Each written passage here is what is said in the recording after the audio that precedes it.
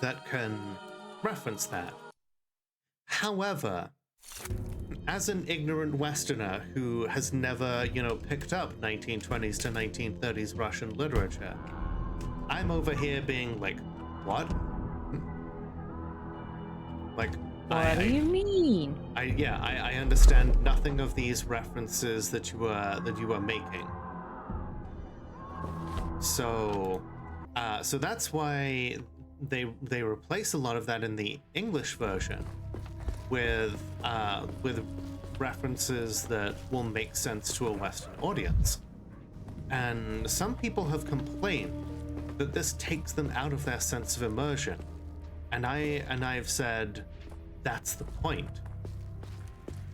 It's the whole game is supposed to be a fourth wall break. Right. It's Bertolt Brecht was a playwright who coined the phrase Verfremdungseffekt, otherwise known as the V effect, or titled either as the estrangement effect or the distancing effect. Or he first used the term in his essay Alienation Effects in Chinese Acting. And basically it's a way to take the audience out of their state of immersion, to remind you hey, you're watching a play, you're playing a video game, you are engaging with a piece of fiction. Stop feeling some things and start thinking things. Oh. Because when you're just passively consuming media, not that there's anything wrong with that, but when you're just passively consuming it, you're feeling. You're not engaging with the text. You're not you're just kind of allowing it to carry you. And by dragging you out of that immersion, in a way it's forcing you to engage with it in a way that you wouldn't have otherwise. Right. And that's why I'm fine with there being pop cultural references in my Russian video game. Because I think if they had kept the original Soviet literature references, it wouldn't have landed in the same way. It wouldn't have taken us out of the action in the same way that it would for a Russian audience. Right. And with Aladdin, you have to do the same thing. Genie is supposed to be all-knowing, all-seeing, and have a ton of references that we just wink and nod to, and it's a good time. But culturally, you'd have to make different jokes for different people.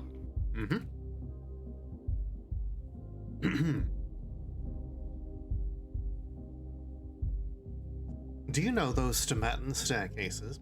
The ones that lead nowhere? I went up one this morning. Can you share your your screen? Right, I was like, oh, fascinating. Do you know the rumor? That's what I thought you were doing. the rumor men that who cheat are cursed. The rumor about the strange weakening deaths. I don't think people really know me until they've played Catherine. Or they've watched someone play Catherine. They're like, oh, okay, I get you now. You make sense. Yes. You know about those Stomatin staircases? Do you know the rumor? My funeral, I'll just be like, now's not the time to be dead. It's not the time to dun dun dun dun dun dun dun dun. All right, you're so right, Kate. I did completely forget. It's time for the puzzle ball. Sand, it's everywhere. Get used. I fucking love the third Aladdin movie. Brought to you by Sand. It's everywhere. Get used to it. I haven't seen There's that one. There's a party here in Agro. It's so fucking good. Let's see. I went up one this morning, and there was a door there, all carved like an interior door. No door jam, just standing right there at the very top. And you didn't open it? I did. Wasn't no easy feat either. And you didn't go through? I did. I totally did, I tell you. So where did you end up? Right here, that's where. Nice. I had a different question. Go on, I'll tell you the truth from my heart.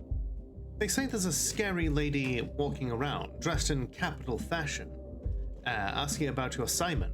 Have you seen her? I have. Right here, too. She was setting the pub on fire. So, did she succeed?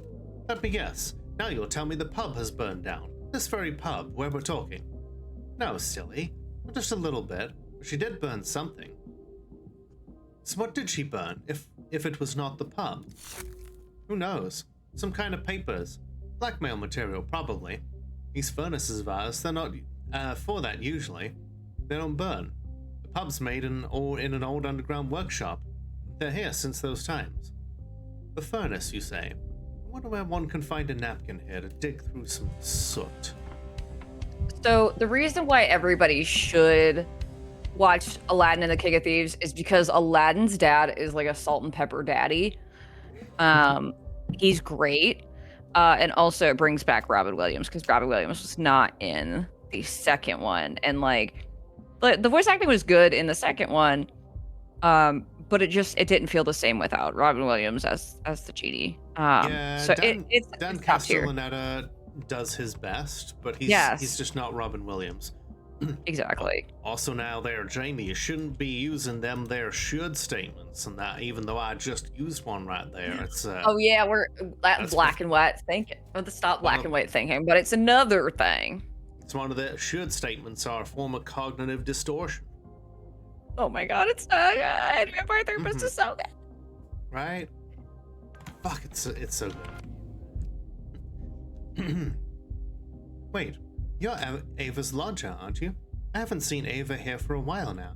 She used to visit every day, but now she avoids this place. What happened?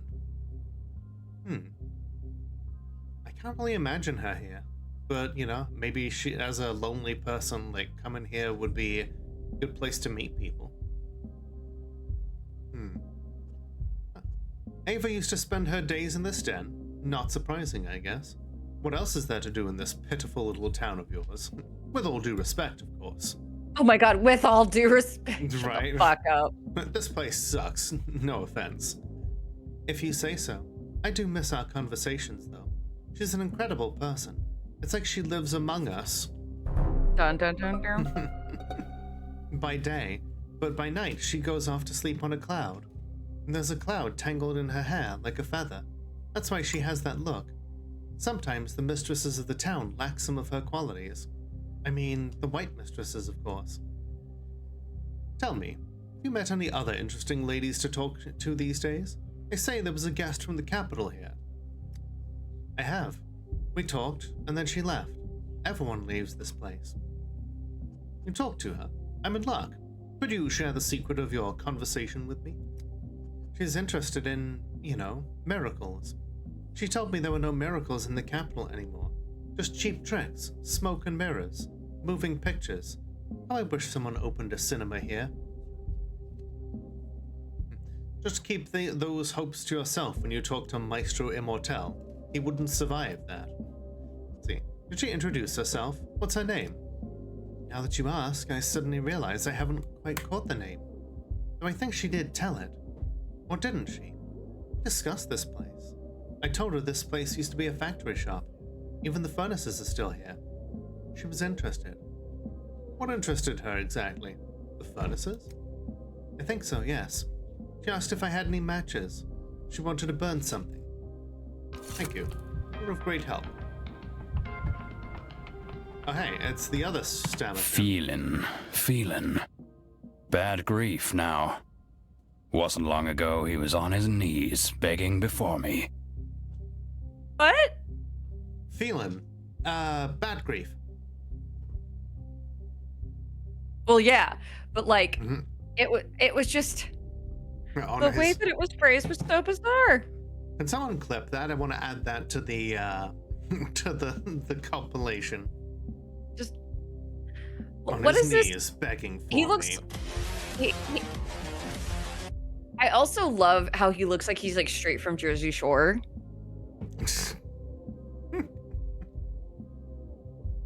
And that's fine. Oh yeah.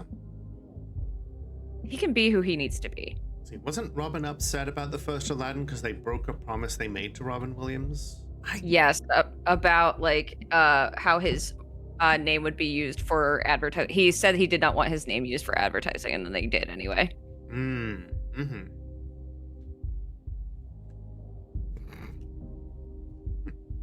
GTA Jersey Shore? Why do we need GTA 6 when we have this? Right? Doing the Come Fly With Me quest in New Vegas for the billionth time. I know they made things to the point where you can just skip the quest, want to get the house for free because you're a cheap bastard. Hell yeah.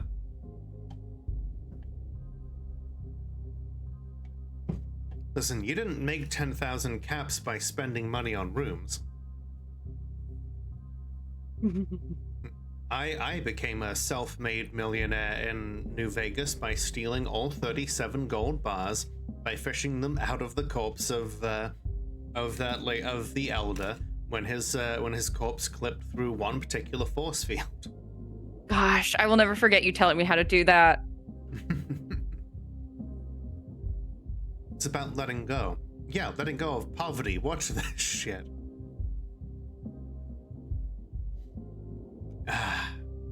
Dankovsky. Oh, the view from up here is to die for. They say some damsel from the capital is frequenting your bar now. I didn't call this filthy cellar the Broken Heart for nothing, did I? Dankovsky and his damsels from the capital. Hey, Lola. What is a pair of pretty thighs the only thing that can lure you to the ends of the earth? What? I am Daniel Dankovsky. I have no time for women. Whammon. Hi, Cherry. How you doing? Harry! I was told she might have something to do with Simon's murder. He does look like a Yakuza character. Like That's true. We're about to like break into like karaoke and then like make him explode through a table. Oh, look at this. The plot tightens. Dankovsky has lost his heart to a belle who's killed Simon Kane herself. Please stop this. That was a serious question. Nah, I don't think we're gonna get anywhere with that. I've never even seen her, Andre, and I can't describe her to you. They say she has a wicked face. Your kind of gal. Why are you always attracted to smart, unapproachable women? Choose a crush on your own level. Some country bumpkin. You'll produce a litter of brats and live in a house overlooking a herd of sheep. Quiet, happy life. Damn. I know, right? That's a low blow, because it's like, country bumpkin life would just drive Daniel fucking sane. Quote number 10. I'm gonna name this Twitch baby. Oh fuck! That was Far Cry 3 Blood Dragon. I'm going to name this Twitch baby. I got interrupted by one of the cyber crocodiles when I was Ooh, I want to do one. I want to do one. As a fan, I feel very serious right now. Incredible. Yes. I actually said that one during Penny Larceny, but I was just getting them set up.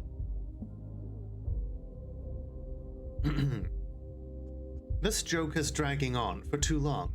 Also, Jamie, I just want to say, I think we can both say, I'm very proud of us both for how extensively we talked about physical media. Neither of us said CD's nuts. You did not. We are really good about dragging a joke out. Dragon D's nuts. Dragon D nut. You know, we can learn and grow, and then we can recede back into our childish selves. Which is fine. Yes, exactly. And someone tape that, tape these nuts, yeah. You gotta get up a little bit earlier in the morning to pull a D's nuts joke on me, Brazen. Brazen D's nuts in the oven. reason to know. I know, but you're so funny when you get mad. I can't deny myself the pleasia. Look at you, all blushing. Tell me, have you seen her or not? I'd remember someone from the capital. If she was here, then I might have missed her. But it's not like I stick here all day. I'm a busy man. Ask the bartender. Oh, I can talk to him again. Why does everyone come to gawk at me? Yeah. Somebody please clip that one as well. I need a why does everyone come?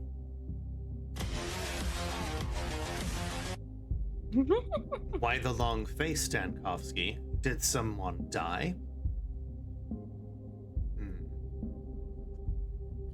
Still alive, huh? Congratulations. In our current circumstances, that counts as an achievement in itself. Still alive indeed. I plan to stay the course. I feel just like the servant from the parable about the appointment in Samara. I don't think you remember that parable very well. The appointment in Samara is about the inevitability of death. The servant fled the town straight to death's embrace. Have you ever woken up in the morning and realized you could have died the day before but didn't? Like your destiny was stuck at a crossroads? In this town, it seems like everyone and their mother have prophetic visions. Last night, after you talked me out of taking that steppy slop, in my dreams I was dead, standing right there, talking to you and accusing you of failing to save me. But you did save me. Thank you, Dankovsky. Thank you very much, Tara. Really appreciate it. Wait, did you dream of being a shadow? I think that's a reference to like Pathologic 2, because every time a major character died in Pathologic 2, if you managed to get to the ending, their shadow, like their tragedian, would be there in place of them, saying, you know, what was this person was here and now like just a shadow remains. Wow. God, I love these fucking deep cuts here that like only us true Pathologic fans know. I feel serviced.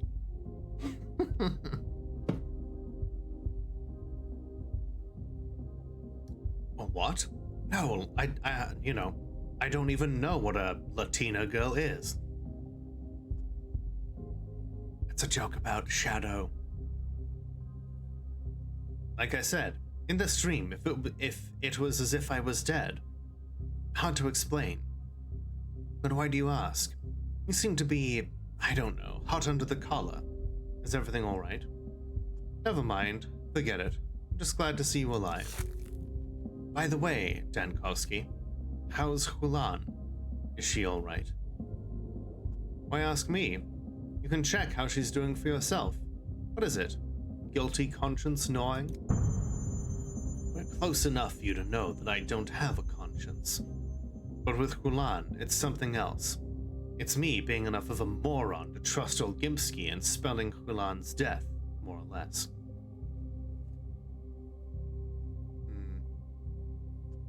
Don't beat yourself up too much. You didn't force her to take that filth. Everyone is responsible for their own health. You know, to an extent, that's right. We are responsible for our health, but also we do have to kind of rely on other people in society being responsible as well. Otherwise, yes. That's what leads to epidemics. Dun dun dun. Tip says, hey Chad, what is your favorite video game ending? My ending would have to be the Republic Sovereignty ending for Battlefront 2's Galactic Conquest game mode. Unfamiliar with it. Hey Jacobs, how you doing? Honestly, this is gonna be a basic one, but like Life is Strange had a really solid conclusion. Like the twist for Life is Strange, I should have seen a million miles away, but like, it was so good. Fuck, yeah, that was really good. I don't know if I'd say best, but the one that like sticks with me for so long after is probably one that I played as a kid called Star Crusader.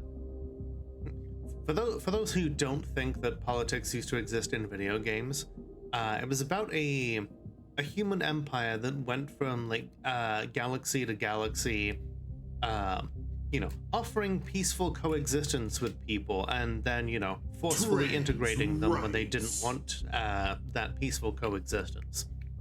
And then the Star Crusader game takes place over a new galaxy that they've found that has 5 different alien races in, and they all are opposed to this new empire's expansion into their realm.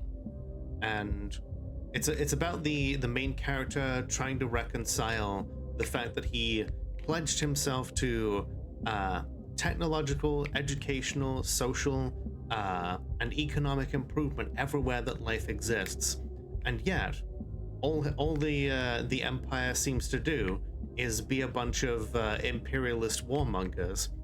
And then halfway through you get the option to either stick with the empire or go join the aliens. And the ending, turns out that the planet that you move to hide from the opposition in the second half of the game is Earth. And it's actually all of you have been coming down in these spaceships and hiding amongst the like primitive desert populace. And then it's like, oh yeah, these people think that you're a god, and that desert lion they were building before you got here is like now they're putting your face on it. And it's like, that's good. And to top it all off, just in case it seemed totally not political, the character's name is Roman Alexandria. It's about as on the nose as you can get. But it definitely stuck with me. Yeah. Let's see. Nier Automata, I really want to play that and haven't yet, but it seems great. Well, hey, I'm glad that you're done with your training, Jakers. I hope the position is good for you. They say the Republic's sovereign ending involves Order 66 not happening. Sidious is killed by Windu without Anakin, who becomes a Jedi Master. Nice. So I love the fact that Mace Windu's lightsaber is purple because... Just because Samuel L. Jackson wanted it? Yeah, Samuel L. Jackson wanted it, which means that George Lucas can't do his usual George Lucas thing. What, where he just says, that doesn't exist? No. Like, instead what he does is, no, actually it does exist, and here's, a 500-page essay as to why it exists. But I won't show it. He'll show it. He would rather do his homework than admit that someone in like misspoke or was lying in one of his movies. Like, look up the Kessel Run. Oh yeah, just trying to prove that it's possible. Right, or like the fact that it's like, oh, this can make the Kessel Run in under 12 parsecs, and Obi-Wan looks at Han like, I don't believe a thing you say, roguish person who is clearly used to lying. And then George Lucas is just like, no, it's actually a measure of engine efficiency because of how well it can navigate this run between a bunch of black holes. And it's like, you could have just said that Han Solo, didn't remember what the fuck parsecs were and was bullshitting. It would have been so much simpler. Or like the Sarlacc. You lose the plot of like what Han Solo is to the story because you just can't stand to be wrong. Exactly. Or yeah, when like Jabba talks about how the Sarlacc will digest you over 1,000 years, motherfucker could have just been like, he was obviously exaggerating to like talk up this as being a fate worse than death. But no. He ends up like creating fucking biological like diagrams and explaining how actually that is feasible. And even though it makes even less sense. It's just, it doesn't. Yeah. Oh, George. And that's why I refer to that kind of retroactive, like amendment that makes no sense and requires way more explanation is George Lucasing.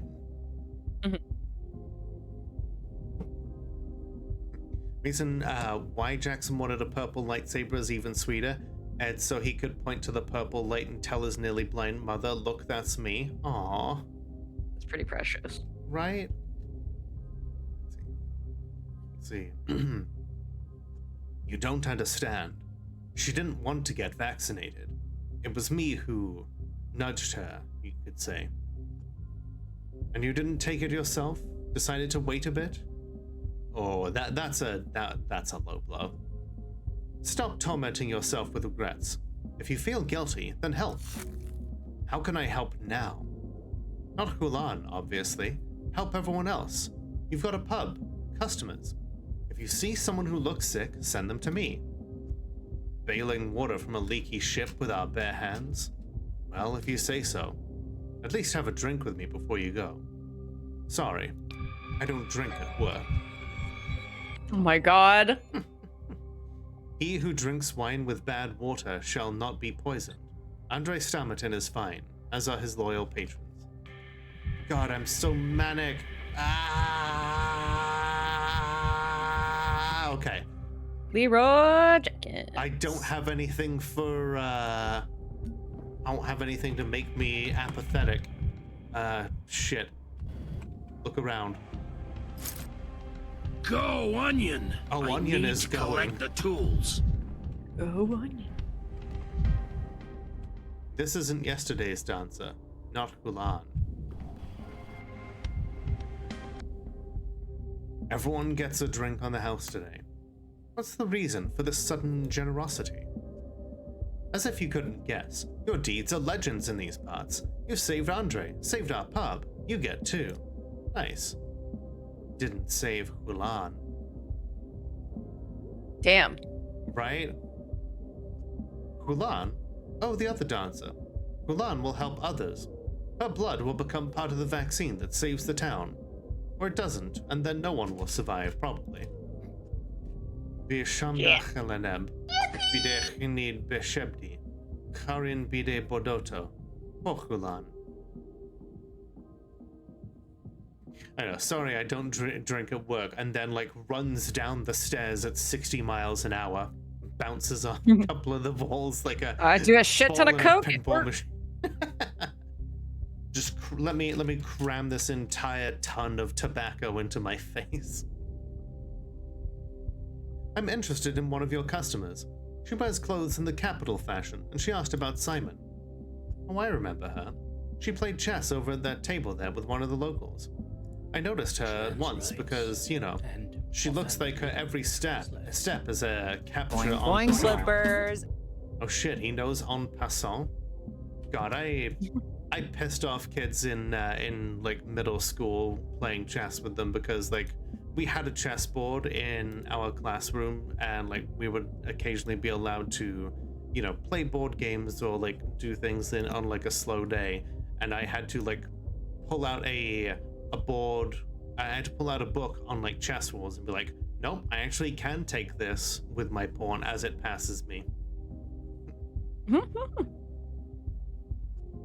So what is en passant?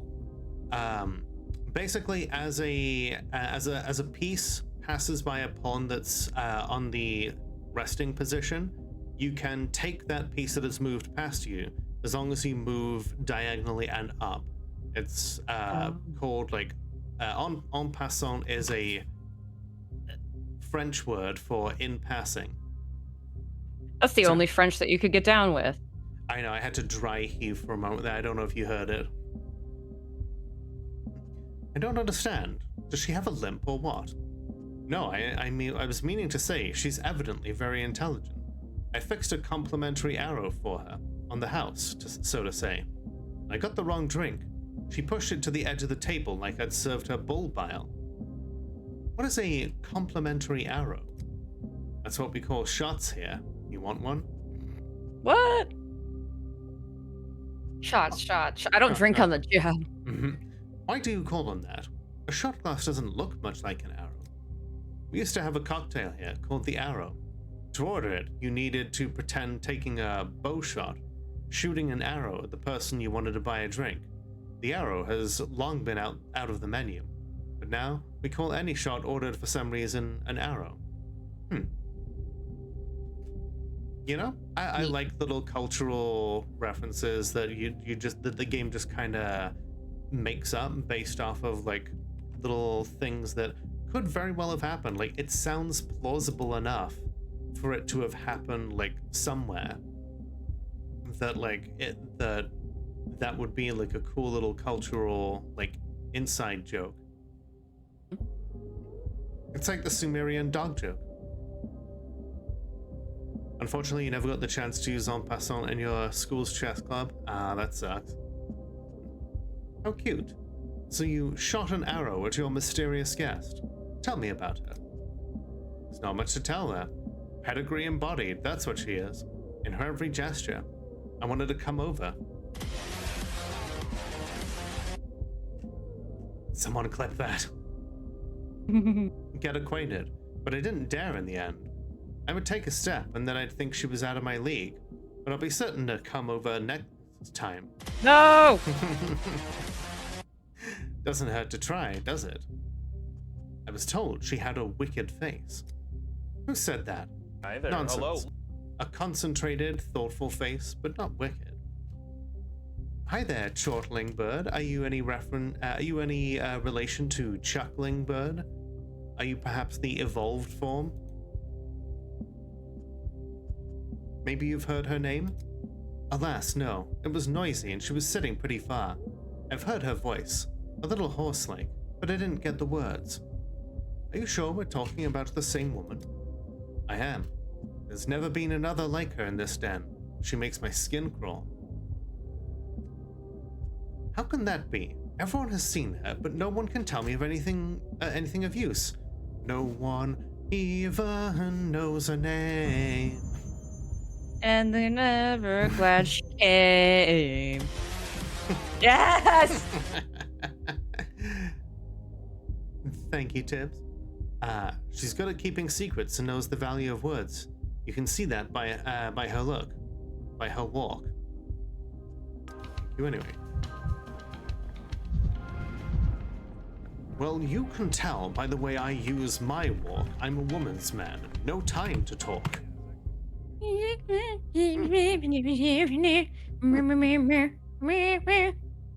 Yeah. Exactly.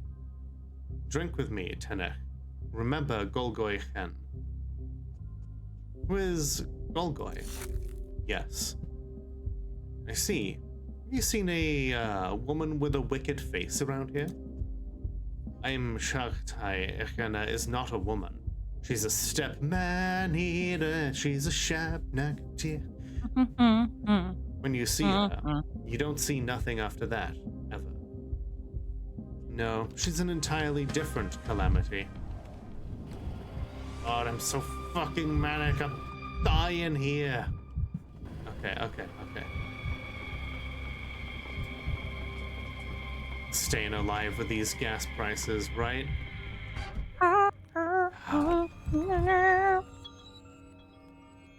Potential adversary.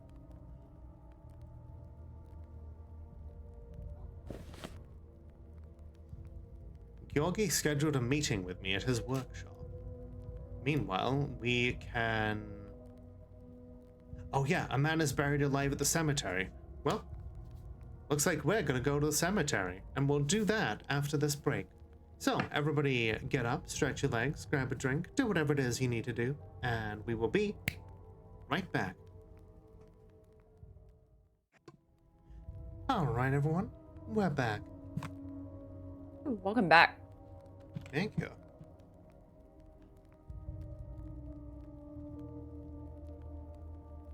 .wav. Thank you, Jacobs. Need to get back into your fire red Pokemon Nuzlocke. Yeah, Nuzlocke's interesting to me. It's like people who really like the Pokemon franchise, but who want like something that's like more of a challenge than the standard difficulty gives you. Okay.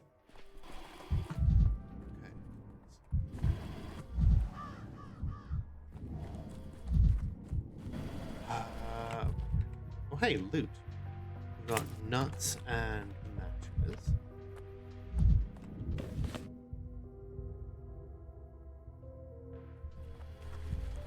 Okay, supposedly a man has been buried alive here.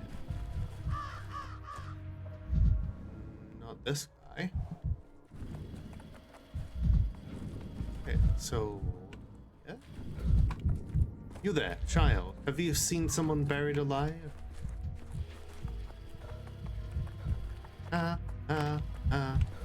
Buried alive, buried alive.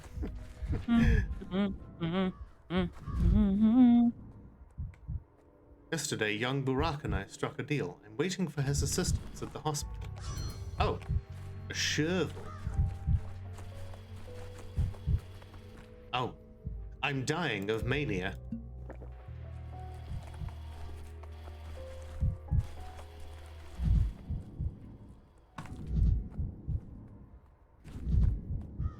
He's a maniac on the door.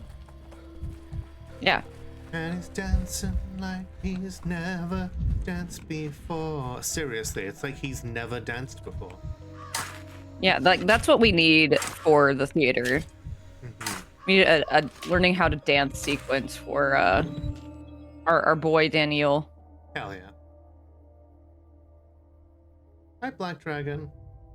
Thank you. You know, I don't need all of your mortal possessions, but I do appreciate any donations. What about your non-mortal possessions? Oh shit. It was Ruben. Could have prevented that. Ah, fuck. Ruben suffocated? Now yep, I guess so. That's fucked.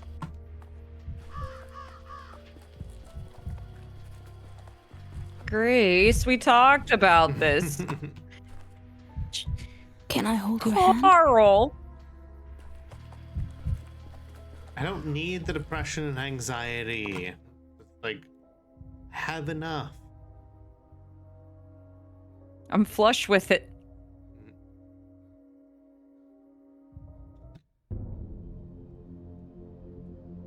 Ooh, what is this music about? You got to see Phantom of the Opera last week? Nice. Ugh. I believe that's the Russian for come here. Come here. We gotta be real careful.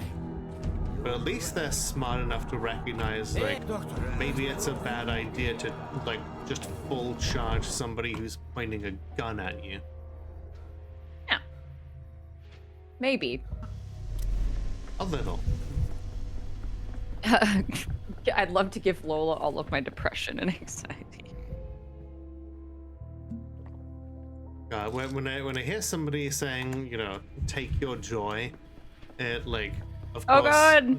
yeah, flashes me back to We Happy Few. That was so interesting to watch you play. Right. I think my favorite part about it was just how much better the DLC was. Yes! It's objectively better.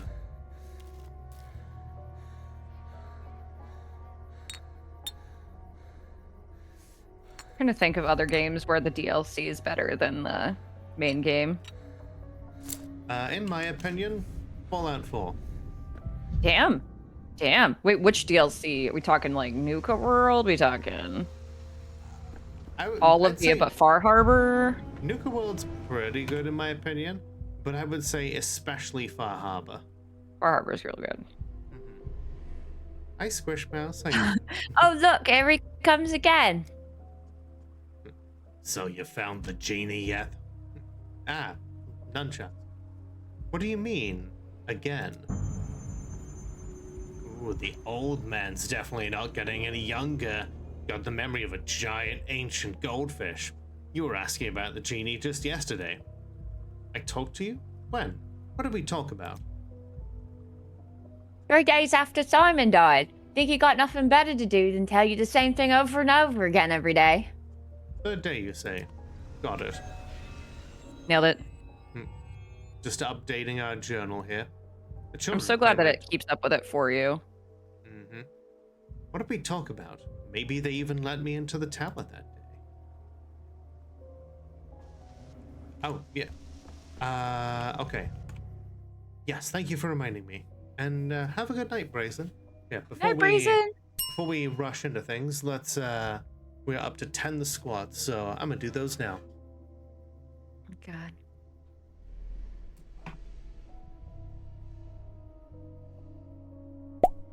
One, 2, 3, 4, 5, 6, 7, 8,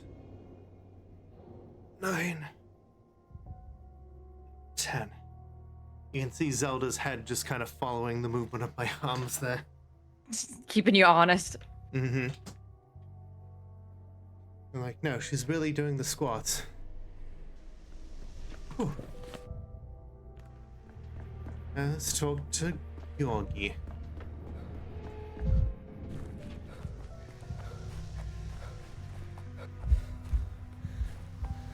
Whew. Winded? A little. Hey, no pain. No gain. Exactly. I'm gonna start giving you like really try observations about exercise. Like, Weave your pain web, is weakness, leave Arachna. the body. Ah, man. That's one of the soldiers' best quotes because people like shorten it to penis. Heinous. Okay. Bachelor, you arrive at a most opportune moment. Would you mind helping me to resolve a matter of some complexity, so to speak? Please, hear the accusation, and lend your mind to the weighing of a verdict. I'm not sure that's reasonable. I have no experience with legal matters. Experience is a rather relative thing. You seek to understand Simon, do you not? If so, it will be instructive for you to put yourself in his place. Simon was particularly interested in trials where law came into conflict with justice. Yeah, not as good as Pingus, but yeah, definitely a classic. Does the law ever truly come into conflict with justice? Oh, Daniel, honey. Hey, sweet summer child. Does it ever not? Law is made of rules, justice of nuance.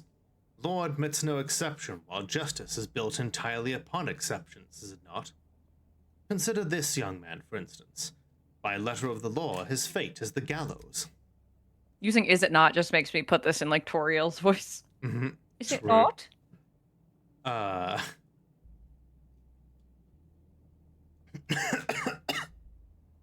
Sir, that is a child.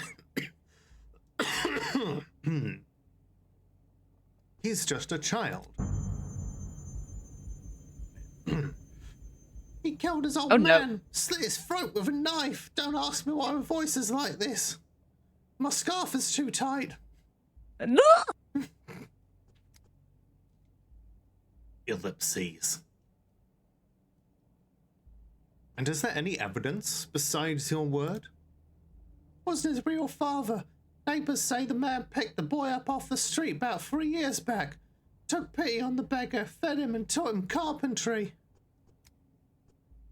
The boy turned out wild, climbing through windows, neighbors' windows, stealing shiny things like a damn magpie, dragging his loot home. Father tried raising him with words, with the rod, but it didn't work. And yesterday, the whole thing ended with a knife to the throat. Poor bastard. Hydrate none shrimp? I will, thank you.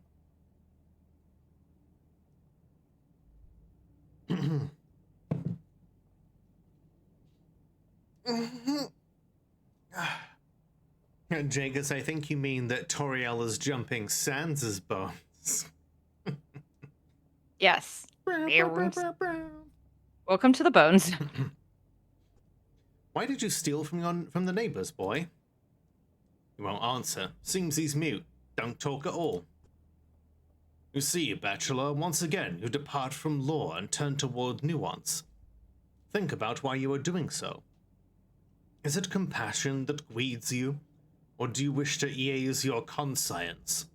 Acting strictly according to the law would be too cruel, would it not? Who cares why he stole? Theft's a crime.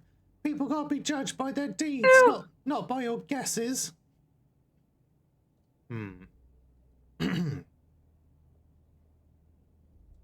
That's not true. If the child didn't understand what he was doing, that's a mitigating factor. What, you feel sorry for the little savage? What about the man? Don't you feel sorry for him? He had this one go, and tomorrow he'll climb through another window and slit someone else's throat. It'll be on you. You! Why are you so certain that he's the murderer, Uwu? The whole damn street heard it. They had the screams. The man was yelling, saying how dare he speak to him like that. Then there was a crash. Whole flat was turned upside down. Turned upside down? So they fought? Think, will ya? What kind of stupid questions are these? Of course they fought. And in your view, this frail youth could fight an adult man on equal terms? He's wild. Ain't you seen how savages fight? Think, Bachelor, but about yourself, not the case. You probe the accusation for weaknesses, but why? Because, you know, it's important to know all of the details.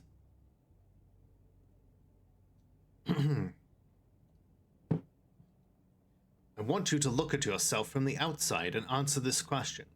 What is driving you now? A thirst for justice or compassion? What is driving me now is a thirst for Diet Coke. I swear to God, I thought that was actually it. I was looking down for a second on my Jerboa.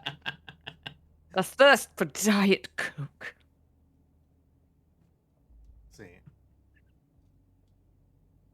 Thank you, Dankovsky. You think I pity the child? No. To deliver a verdict, I need to see the whole picture. That's all. It is regrettable. I had expected you to grasp Simon's way of thinking more swiftly. Simon said that compassion is a double-edged sword. Yet, without it, human guilt cannot be weighed. So what, Simon would have simply not wanted all the details? And what, by your own reckoning, would Simon have done? That was his gift.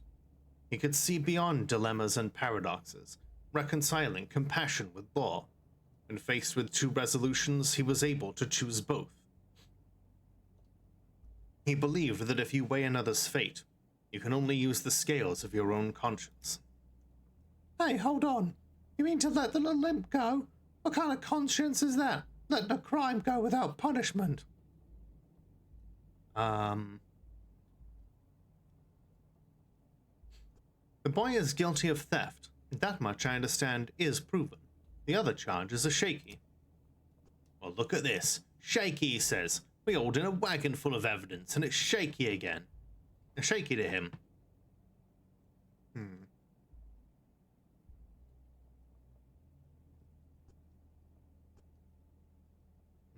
I don't, and you don't either.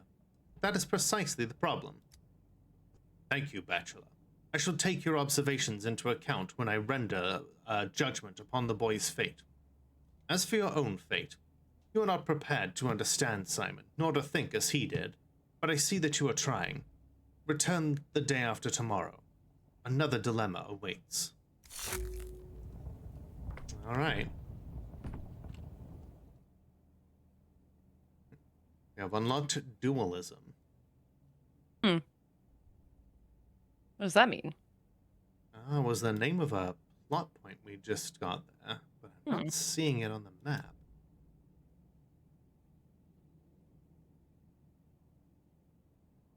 Here we go. It seems when faced with a choice, Simon either didn't choose at all or somehow chose both opposing options. I guess we have to learn more about him before we can perhaps see how he died? Question mark?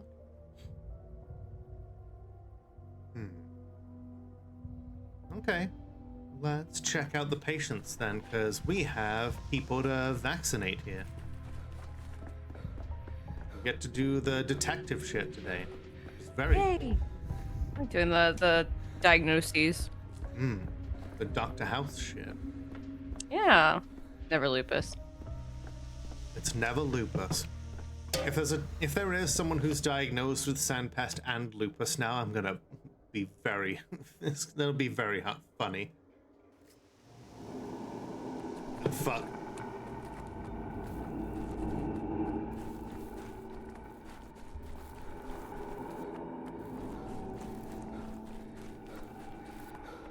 I was misdiagnosed with lupus. Oh yeah. Yeah. Because I have a different autoimmune disease, and they were like, I don't know, might be lupus. And then it was not lupus. It's never lupus. Never lupus. I wonder if House was made now, I feel like it would be the joke would be it's never fibro. Since so many people get diagnosed with fibro, and fibro is an umbrella for we don't really know what you have, and we're waiting to find something more specific. Gotcha. Reminds me of there's a I've seen people talk about in like archaeology terms. There's a like if they find an object that they don't know what the fuck whatever it is, they will say that it was possibly used for ritual purposes. Right. Yeah, if you hear an archaeologist saying that something was possibly used for ritual purposes, it means not a clue. Yeah, it means they have no fucking idea what it was for. Fine, I forgive them for that. I really want to find like whatever this flower is that they keep pointing to. Or like the blood thing. Yeah.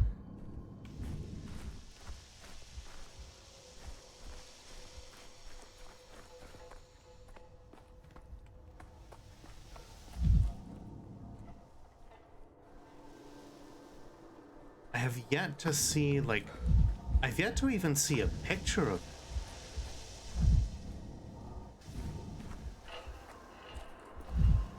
Like when I Google it, like nobody seems to have like taken a screenshot of it. Nobody appears to have like comprehensively put a walkthrough as to like where any of them are. That's just a plague victim.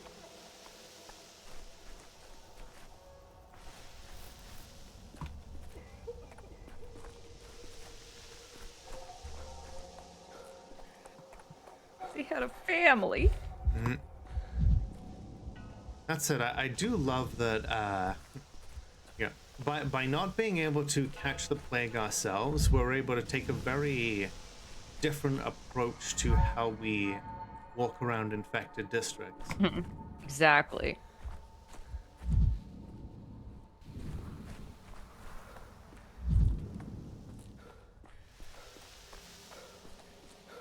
But also, there is the very real chance of being killed by the Shabnak. Yes. And she's like a Lady Dimitrescu kind of figure. Yeah. She would step on us. Oh yeah, absolutely. Step.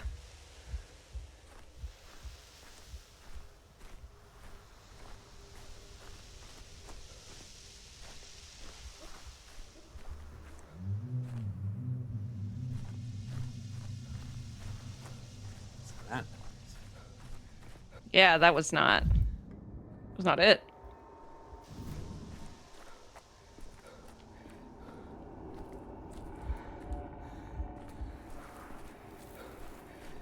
You know, never thought I would say it, but I kind of miss like the weird buzzing sound that would happen near. For Discovery. Yeah, from like the Twirine. Oh yeah. Why would you not miss that? Like it at least tells you that like it's nearby. Yeah. Yeah, I figured that would be like something you would be glad for in the game. Right? But like I haven't heard anything like that for this like so-called plague flower. No.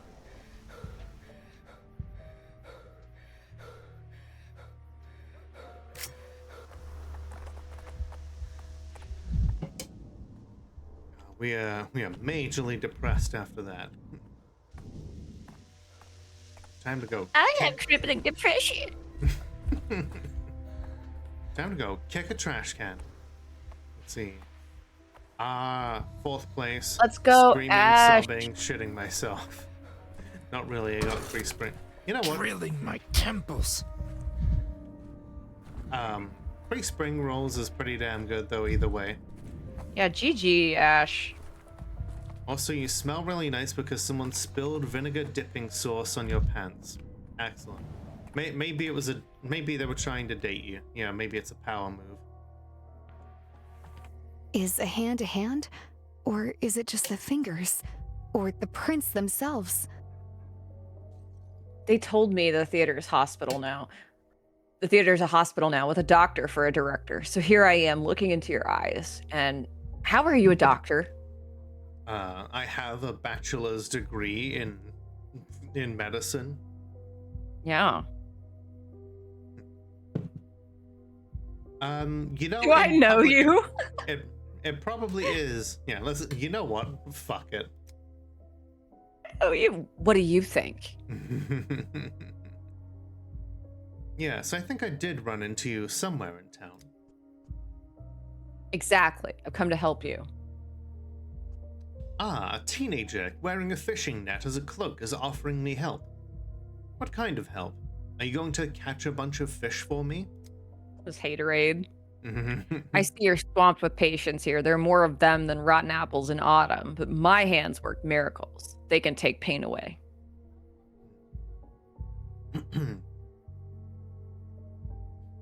What do you mean, take pain away? Every illness comes from the heart. The body is nothing more than a reflection of the spirit, but you need not understand that. All you have to do is believe. If you don't let me in a few days, your hospital will vanish. Ta-da! Doesn't matter if you like me or not. What matters is the people inside. Don't you agree? And what are you going to do exactly? Save those you write off as doomed. I don't think it will hamper you. You can't even begin to comprehend the parts of the body I work with. Well? Who knows? Maybe your presence will calm someone. All right, come in. Yeah. But don't go around calling yourself a doctor, and don't get in the way of real medicine. Understood? Incredible. Don't call yourself a doctor. You care more about words than what actually matters, scholar. All right, I'll obey. I'd say don't get in my way either. But you couldn't. Oh no, you're covering up the Oh no, I'm the, sorry. the I was dialogue. just trying to find out what the achievement was. The trio. Find common ground with the other protagonists. Okay. Oh, gotcha. No, I can't weed.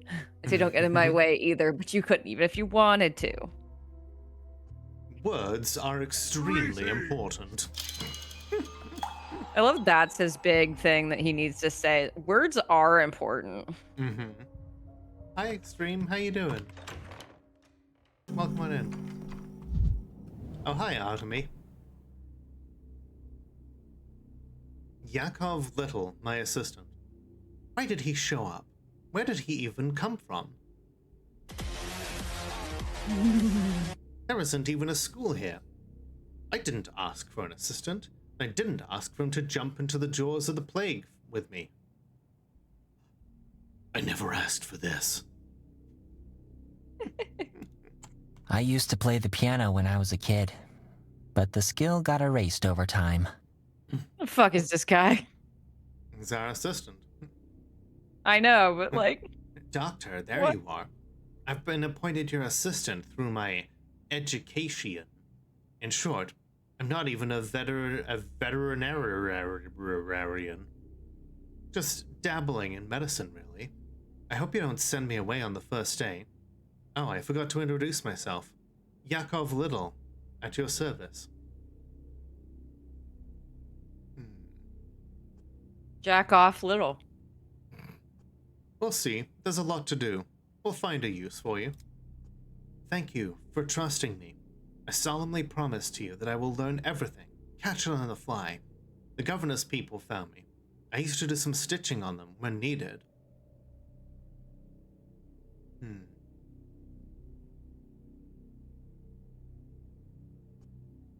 If they sort you out, that means they survived your mending. That's something at least. Allow me a question? Yesterday, you ordered us to look for people whose test results suggest sandpest, but don't have its signs and symptoms. How can that be? Intercurrent disease. Another infection suppresses the plague. For a time, supposedly. What's with the dancer from yesterday? How was she feeling? Did you get any reports? I did. She died, but not from the sandpest. 2 diseases weakened her. If we treated that other one, maybe she'd have lived a wee bit longer. But there's good news. There's good news, too. I ventured to test the whole pub for plague this morning. Everyone's clean. So the dancer wasn't contagious then? You do have some understanding. Little. Do carry on like that. So we're going to make our own drug from the blood of these kinds of patients. The ones that don't kill the plague, the ones the plague doesn't kill outright. Did I get that right? Our vaccine. We'll try, how do I say it, to pass the resistance on to others?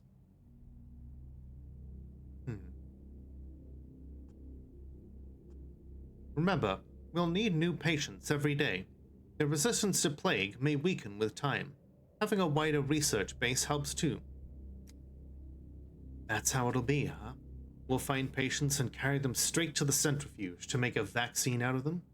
Doesn't sound humane. No, we'll diagnose them first.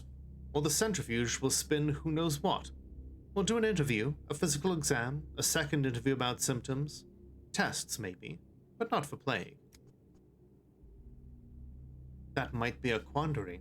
The microscope you brought from the capital. We installed it like some monument, but we couldn't find any slides or reagents for it. We're looking for them. We'll try to do without the microscope for now. Might even be for the better while you're still learning. We'll find everything. It's my first day working. Please don't be too harsh. It's bedlam over here. I've only just discouraged the orderlies from plundering the other costumes, besides the bird ones. All right, here. I've put together a list of diseases we might encounter in patients who resist the plague, but it's easier to show that in action. Like a tutorial, so to speak. I mean, on a live specimen, so to speak. Live specimens coming up. We found 3 patients for you. Luta, a shopkeep, Finch, a dyer, and... Wait a minute. Let me at least have a look around first. See if the theater's play is any good at playing the hospital in our play. Scratched knees, skinny, and she keeps fidgeting with her hands. Stock. Poor Stock. We tried to convince him, but he refused to believe us. Mendi Mshen, turning the theater into a hospital. I don't think you could have chosen a better place, or a worse one. I used to come see plays here. I've even participated in a few myself. Yeah, I remember being there day 1 in Pathologic 2, and fucking Mark Immortel being there like introducing Artemy Burra. Like the voice actor there just really like rolled that fucking R and like the Incredible. God, like I've listened to that so many times. It's like stuck in my head. I love it.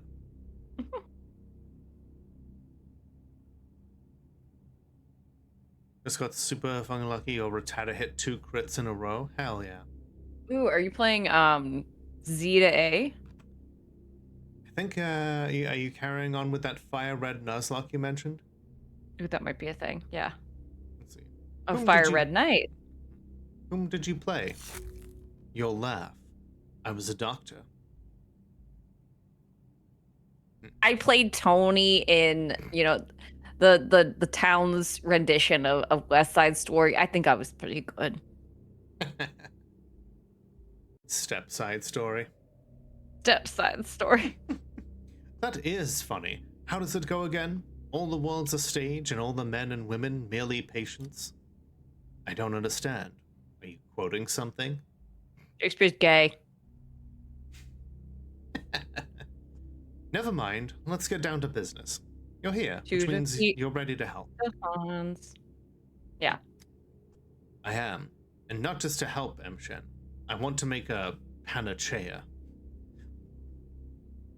That's in the first Pathologic, like Pathologic Classic, not Pathologic Classic HD, but Pathologic Classic, like the poorly translated one. The voice actor there, the one who goes, "Go, onion!" Pronounced it panacea. That's good. Mm-hmm. Medicine. Instead of panacea. Uh-huh. Medicine that will cure the sand plague. I believe it's possible. Well, I'm sorry, but, this isn't your game. Let's see. With virulence like that, absurd. You cure a person and they'll get infected again. No, we need a vaccine. We need to fight this plague preventatively. Can't take away people's hope. If you aren't trying to make a cure, does that mean all those people on sick beds are doomed? What are they to do then?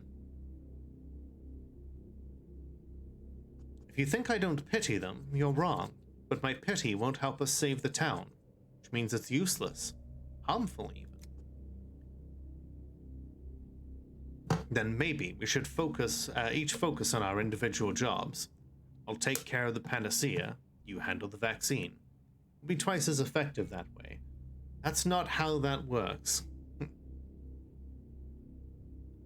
Oh no you don't. You promised you'd help, Burak. Come on and keep your promise. What do you want, Emshen? You told me that cutting the flesh of another is only permitted for those who know the lines, but I need samples of diseased tissue. No need to talk to me like a child. This isn't just wishful thinking. Infected are not something we're going to be short of, Emshen. You don't understand, Burak. We need special patients. To see how the body reacts to the plague, we need people that are sick with something else too. Do you have any idea where we can find them? For a high school project, you played Caesar and pretended to get shanked like it was London? God. That's good. Cemetery? Lola's favorite place. You're interested in the termitary, aren't you? The elder Olgimsky became suspiciously nervous yesterday when the termitary was mentioned. I've heard it's been sealed off to protect the people inside from the sand plague. Come on, Burak. You have a good nose, don't you? What does that excuse smell like? Lies. They sealed a swarm of people inside a cramped, filthy pigsty. I expect the termitary is a perfect petri dish right now. Ah, and you need a sample from that dish. If there's an outbreak at the Olgimsky's plant, I need an intercurrent patient from inside who I can compare to those infected in the town. Find me one, Burak. You're a local. You must know a way to get inside. All right, physician. It's a deal. You'll have your patient, but I have a request of my own. I'm listening. I feel like if we tell him no at this point, then he's just gonna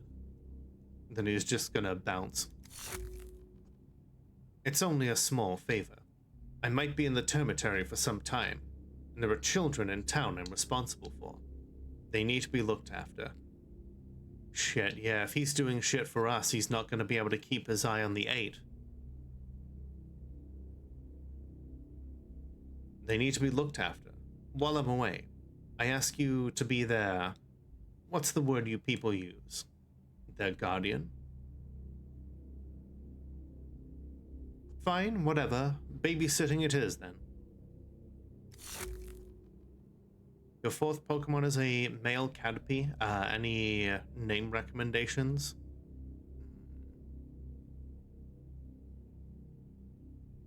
Name it Sticky. Sticky is our favorite pathologic child. Yes. 3 children. That's exactly 3 more than I'm used to.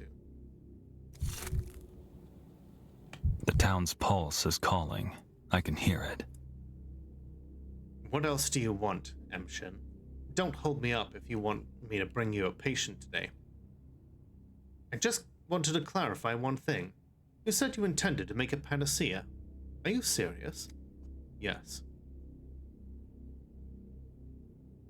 You're using that name to refer to a cure for the sand pest? I didn't choose the word lightly. The kin hold a belief that the sand plague brings together all diseases at once. It's the primordial, original disease. Before you dismiss that as just a fairy tale, keep in mind my father shared the belief, and you acknowledge his credibility. You know, I can see why they would believe that. It does have basically a 100% fatality rate, and it is, at least in his eyes, you know, from Mother Bodho, from nature itself, a final answer to humanity.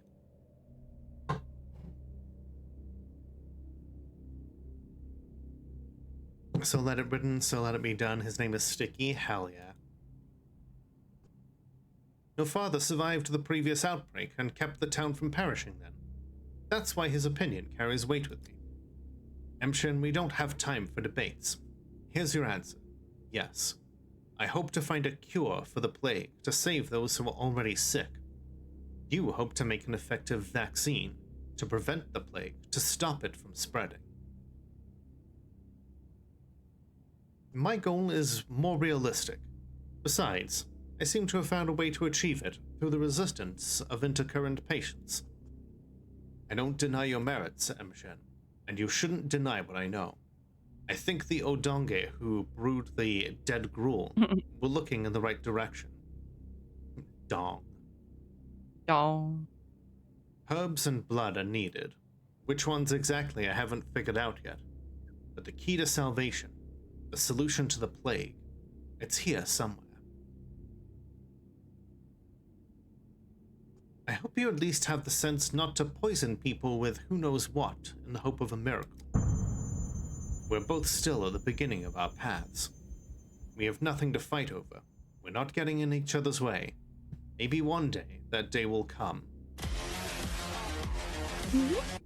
But today is not that day. You're right. And I'll be glad if you succeed. If you really do find a way to cure the sick. This was always the divergence in their paths. You know, Artemy was always focused more on Artemy was always focused more on curing people, in burying his hands in the muck and blood and dirt and getting to know the people and, you know, curing them. Whereas Daniel is very, you know, he's cerebral. He cares about numbers. He cares about, you know, finding a scientific way to prevent more people from dying. But I'm sure it doesn't really mean a lot to the people who are dying in the sickbeds. Signs follow Maria like iron follows a magnet. It's uncanny. So, Doctor, have you had a look around? Is everything to your liking? Is it all set up properly? It'll do. You can't do better in a day anyway. We did our best. Didn't sleep all night. Please tell us if something's not right. Where are the patients I'm supposed to examine personally? Don't tell me they're on stage. What a place you found for them. Fucking magnets, how do they work? Where else would they be? It's for clarity, to separate them from the patients we wouldn't dare distract you with. Besides, The theater seems to dictate its own rules, even now that it's a hospital. The moment you walk in, your eyes are drawn to the stage. That's where the most interesting things happen. And of course, it reinforces the themes that this is a play, and the important sick people, the ones that Daniil cares about, of course they're up on stage. Where else would they be? I fucking love this game. Yeah, Jake, because I guess this would be an operating theater. Can't your little town do anything without symbolism? Fine, leave it as it is. Well then, shall we get to work? We followed your instructions, looked for those who lasted more than 5 to 8 hours with a plague. We found 2. Lola, the shopkeeper, and Filat, a guard at the termitary. And the third one, Finch, came to us on his own. What about the shopkeeper? Relocated from an infected district. Says she feels fine, just had a fever. I'd ask if you'll allow it to start with her. She's been waiting the longest. It's awkward. Who's this volunteer, Finch? Just an ordinary worker, already written himself off. When he came to turn himself in at the hospital, he'd asked for something for his head. Said it was aching. And Filat, you say, guards that very dormitory for the Bull Enterprise workers that Big Vlad quarantined? That's right. Must have caught it there while he was on watch. You won't get much in the way of complaints from Filat. Probably best to leave this case for last. If it's not too bold of me to be giving advice to a luminary like you. Very well, let's begin. What did you ask me to start with? Luta? Alright. Have it your way. At BK. You got it. Yeah. Burger King. At the BK Lounge. If you correctly diagnose all patients on any given day, you'll receive a vaccination degree. If you misdiagnose even one patient, you won't receive a vaccination degree. You'll need to restart the day and correct your mistake. But no. Yup. I wonder if it randomizes the patients too, so that you can't just lie your way through. Right? Or just like speed run it with a Well, yeah, walkthrough. speedrun it. But at the same time, it would be weird if they changed the results because of the time travel mechanic. Right. So that's the microscope. Ooh, that's a lot of medicine right there. Come to daddy.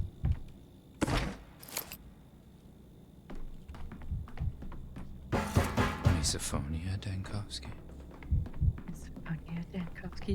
So apparently the Tired of this noise. the concept of misophonia did not exist as a term until about 2001. Really? That's what the people on the Pathologic subreddit were saying, because they were having a whole big discussion about the anachronisms of some people were like, oh, it kind of takes me out of it. And I'm like, yes, and that's the point. It's children playing a game. Mm-hmm. I'm healthy, just so you know. I don't have anything. That's for the autopsy to tell me, dear. Sorry, I meant to say examination. Oh my god.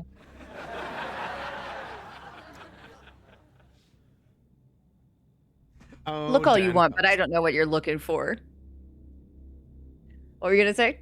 I'm just Dan like, Koffsky. yeah, just like all that, wacky bachelor. Look all you want, but I don't know what you're looking for. I looked for sores on me myself. Couldn't find any though. She looks like actual hot dog garbage, hot dog water. Right, like look at the she looks like she's been doing weed and has pink eye. Yeah. Did you have a reason to look for them? Did you suspect something? I have fever for no reason. That's why, but it stopped already. But I'm better now. I had no scratchies. I had no scratches on my skin, no yellowing, no sandpaper scratches, no drought of the mouth. She's pretty similar. She's like very familiar with the with the sandpest conditions. No scratch. What circumstances preceded this fever? Hi there, Slasher, how you doing? This isn't zombies, right? No, this is sandpest. It's a supernatural disease that was released by the Earth to, bring people back closer to nature. Or it's a disease that was brought about by the unsanitary practices of slaughtering bulls and dumping their blood, in a pit under the town, depending on who you ask. And depending on which playthrough you're doing. Hi there, Runia, how you doing? I love how everything is kind of a matter of perspective in this game. Yes. It brings it back to that iconic line from the first game that any choice is right as long as it is willed. Ooh. Doing great. I'm glad to hear. Our house was cleaned out after the infection came. People were sent wherever there was space. Some were lucky, but ended up in an empty living room. Some got an attic or a cellar. Us, we were put in a boiler room. Oof. A boiler room, you say? Was it turned on? Of course. The air was so stuffy in there, I tell you. There was a silver lining. No sickness can survive that hellfire. Convincing, but I'll still need to examine you. Please undress there behind the screen. So, persistently living in an active boiler room would certainly explain the fever.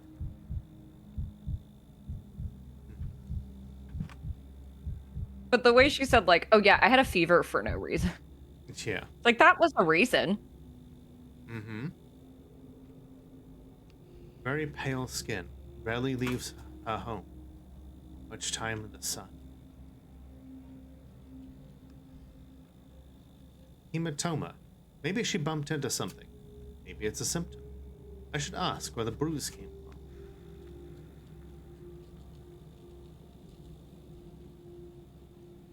Okay, further bruises there.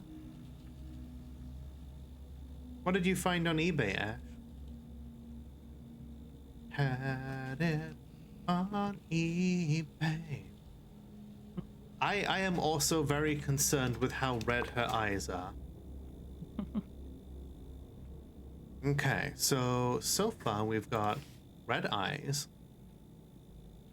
We have... Let's see. It's not stone disease. It's not a rash. Where is hematoma on here?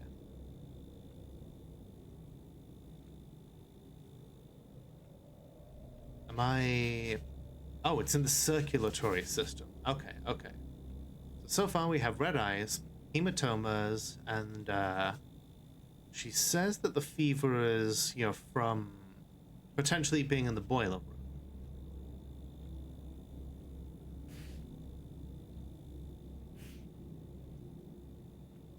So, we definitely need to ask her more questions before we come to a proper conclusion. The $80 limited edition sparkly frieze for $45 with shipping? Damn. I would not blame you, Ash. I would. But I would understand. Alright, well, let's talk to her.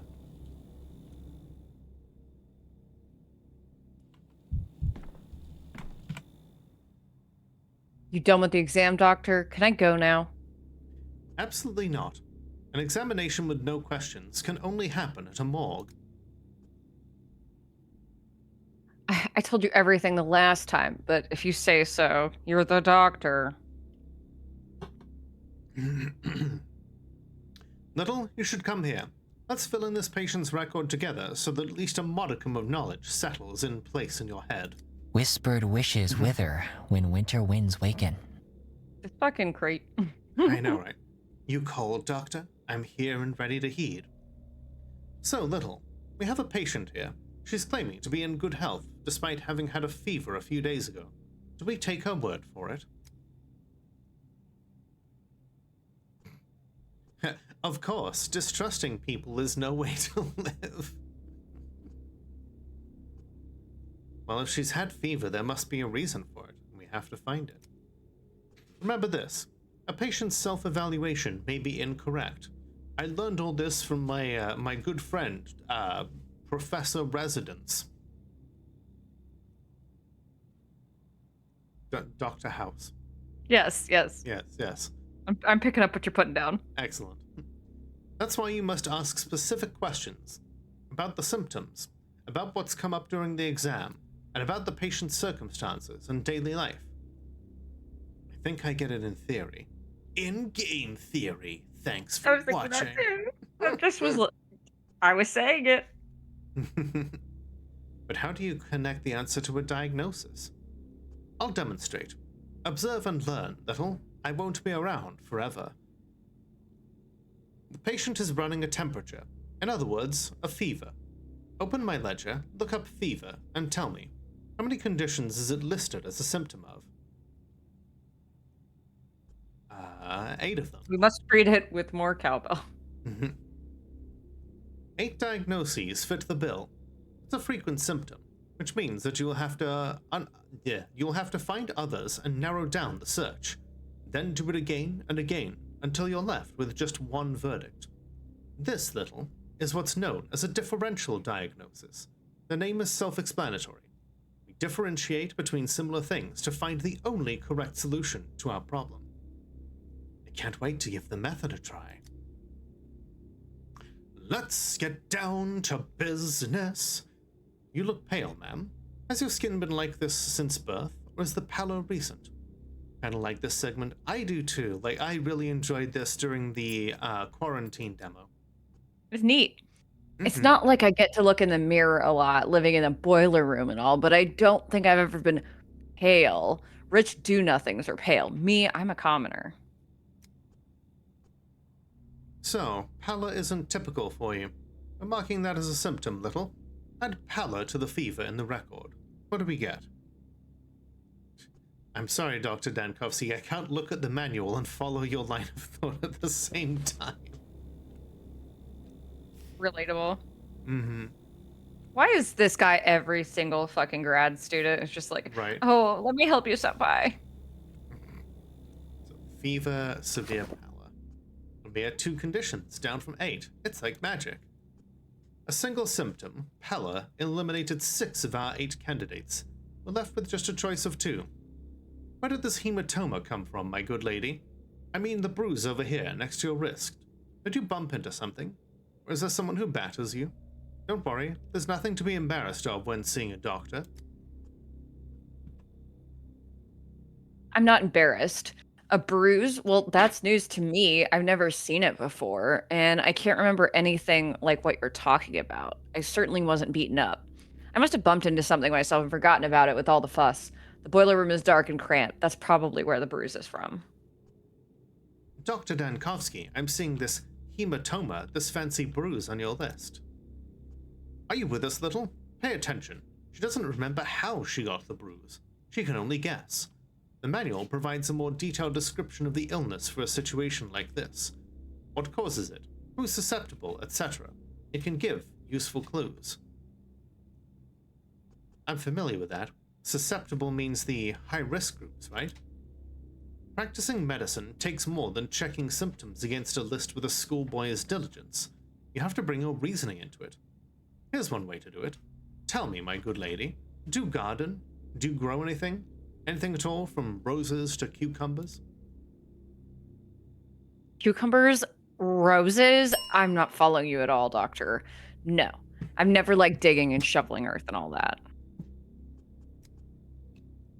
There, earth. Does the boiler room you've been located to have an earthen floor by any chance? That's right. It does have an earthen floor.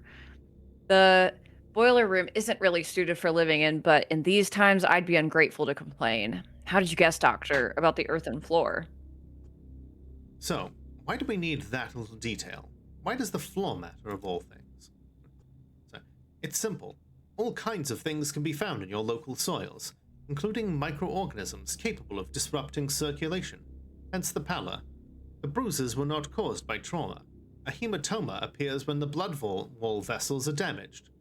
Blood vessel walls are damaged, either by an external force, or in this case, an illness, and the infection can be contracted from contact with Earth. We've found our diagnosis. You're a genius, Dr. Dankovsky. But have you picked up on the logic? What to do, in what order? Interview, examination, follow-up interview. Then you consult the casebook. Bravo to you anyway. You're a true master of medicine. So the patient has the sandpest alongside what other diagnosis? Going to fill in the patient's record now, and then you can read my verdict. Okay. So, fever is kind of incidental, potentially to do with the infection. We have severe pallor. We have hematoma. We also have red eyes. That basically narrows it down to one. Only one of them has all of these.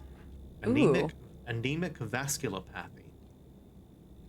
Hi there, Sid. How you doing? Sid, hello. An infectious disease caused by microorganisms from steppe soil entering the bloodstream. Cases of airborne transmission are also reported but require confirmation. The infection leads to anemia, which can manifest as patient pallor, muscle weakness, and weight loss. Occasionally, patients may experience localized bleeding and hematomas. Acute cases display burst capillaries on the eyes and high fever.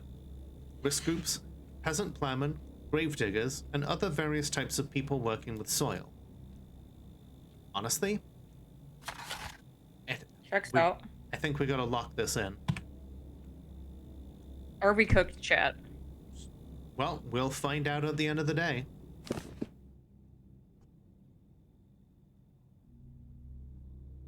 Sticky becomes What about me? Oh, sorry. What about me, doctor? Where am I gonna go now? What happens next? You will remain here under observation, and your blood will be used for the vaccine. There's hope that everyone can benefit from this. On God, you're kinda cooked, not gonna lie, fam. Bet. Alright, folks. Yes, no cap. No cap. Alright, folks, we're gonna diagnose the next patient here, but first, it's time for our next ad break. Alright, everyone, get up, stretch your legs, grab a drink, do whatever it is that you need to do, and we will be right back.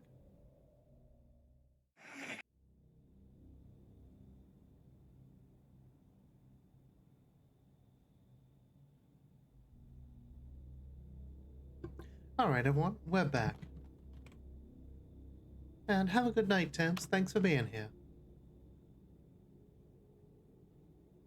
Welcome back. Thank you. Hello, Lola Obsidian. How you doing? We're doing doctor shit. Oh. I'm dead. Oh, shit, did I die of mania?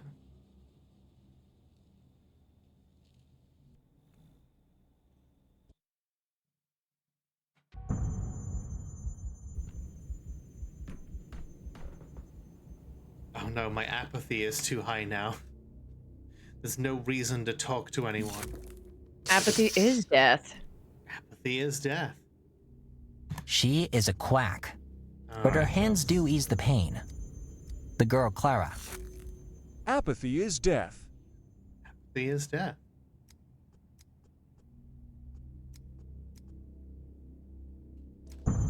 Alright, we gotta I sense race something our out of way place. through real quick here. Apathy is death. Apathy is death.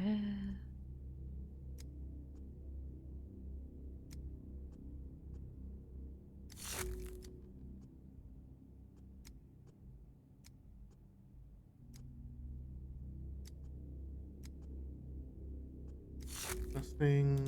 Babysitting. Children. Slow and steady wins the race.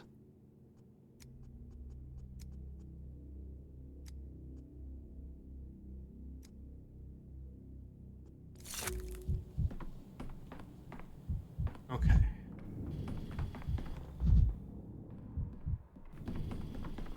There is a death, of course, but we'll say no to it, right? Okay, cool. Let's just grab some drugs from the supply closet here.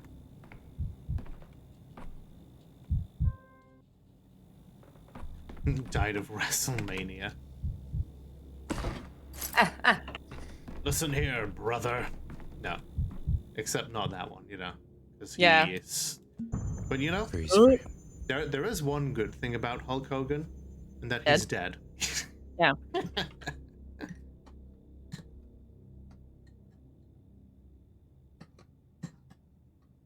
I was explaining to someone how much I love Dusty Rhodes. And I think that's like my sign of autism. Like, you know how some people are just really obsessed with trains? I'm like, I need you to watch the entire speech of Dusty Rhodes talking about hard times. It's an 11 out of 10. It's like Macho Man Randy Savage, like every cultured person. And then, of course, you know, like one of the other like cultural symbols is the Ultimate Warrior. Oh yeah. You know, the man who believed in the philosophy of destrucity. What exactly is destrucity? Who the fuck knows? It's a word he came up with. I don't know very much about Ultimate Warrior. Again now. Let's see, yeah, destrucity was something about like being true to yourself while embracing your destiny, or like was a mixture of Like destruction. something like that. Let's see. Destrucity represents a constellation existing in the heavens, which symbolizes the 8 disciplines by which warriors choose to live their lives. Brought to existence by the destinies of those willing to die for their beliefs. Brought to exist as a place where people live in the belief of their evolution of their higher selves, constantly evolving toward a completion of their chosen destiny. All with the strength in the denial of system beliefs, the very beliefs that amplify differences in and create rights, wrongs, judgments, and opinions of people, places, and things. Nouns? I feel like that would make more sense if I screamed it, but also just like that just meant nothing. Whispered wishes wither when winter winds waken. Okay. Hard times breed better men. This was like, this was a cut for Ric Flair, and like so he's calling out Ric Flair about Ric Flair don't know about no hard times, baby. I'll tell you about hard times. Hard times is when the worker gets replaced by a computer, baby. I fucking love Dusty Rhodes. Dusty Rhodes. Take me home to the place I belong. Anyway. West Texas. Yeah. Yeah, the whole like cucumbers. The whole like hard times create strong men is just like it's like fascist rhetoric. The whole like hard times create strong men create good times create soft men make me hard. I mean that giggle that just erupted from me. Yeah, Dusty Rhodes was called the American Dream. He'd be like, the American Dream. And so that's why Cody Rhodes is the American Nightmare. Gotcha. Okay. So we have the red eyes, hematosis, severe pallor, and fever. We're gonna lock in the we're gonna lock the fuck in on that one. Now we are no longer dying of mania, which means that we should be able to perform our next diagnosis with Finch. But the crop, it rises to the top. I like the snap into a Slim Jim personally for Macho Man Randy Savage. Ooh yeah. Are you gonna burn me? Where did you get that idea? It's not exactly a secret. The whole thing is like putting out a wildfire. If someone's house is under suspicion, it's torched. If someone sneezes, the entire town's district sealed off.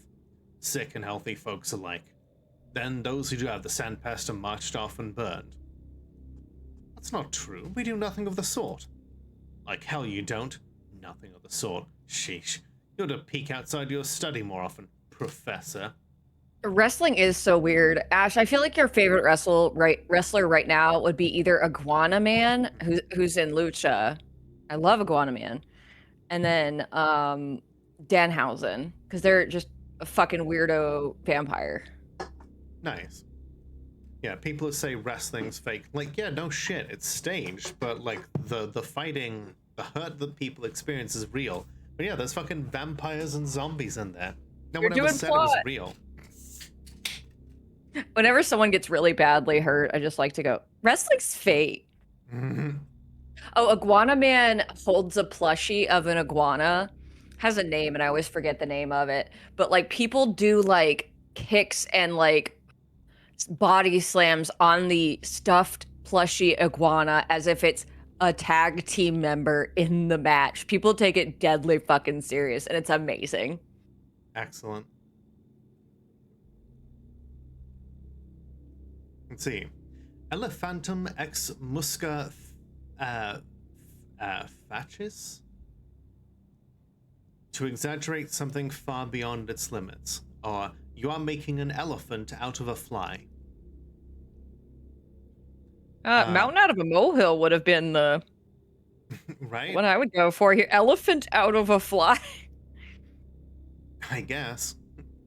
Interesting. Or as my colleague Barack would put it, you let a bullfinch out, and back comes a bull. Mr. Tiny here told me I could be useful to you. Before I die, that is. Said you can find something inside me that slows the pest down. So go ahead, find it. What do you need? You want to draw some blood from me? Alright then, where did they bring you in from? And why do you have such well-pronounced lashes? That's just the update that we did. That's our eyeliner update. I walked here, from home. Caught it from my neighbors. Knew as soon as the skin on my chest started peeling away. So I waited a day. The neighbor's scream stopped in the middle of the night. I went to check on them in the morning and they were all dead. Me though, I was alive and walking. And now I'm here. Why do you need to know that, Doctor? It might come in useful. What's your location? Your vocation? I'm a dyer. Been breathing in poisons for 5 years now. One day it's red, the next is blue, and yellow. Could be why this fever of yours doesn't do me anything. Toxic pigments. That's a possibility. Okay. Elevated heart rate for sure. Healing skin he mentioned. Unlikely to be the stone disease. Most likely eczema. Eczema? Yeah? That's a... Let's see. Oh, that's just a vine where it's like this small kid going, eczema? Oh, okay. We've got... Let's see. We have a rapid pulse. We have eczema. That's all we have so far.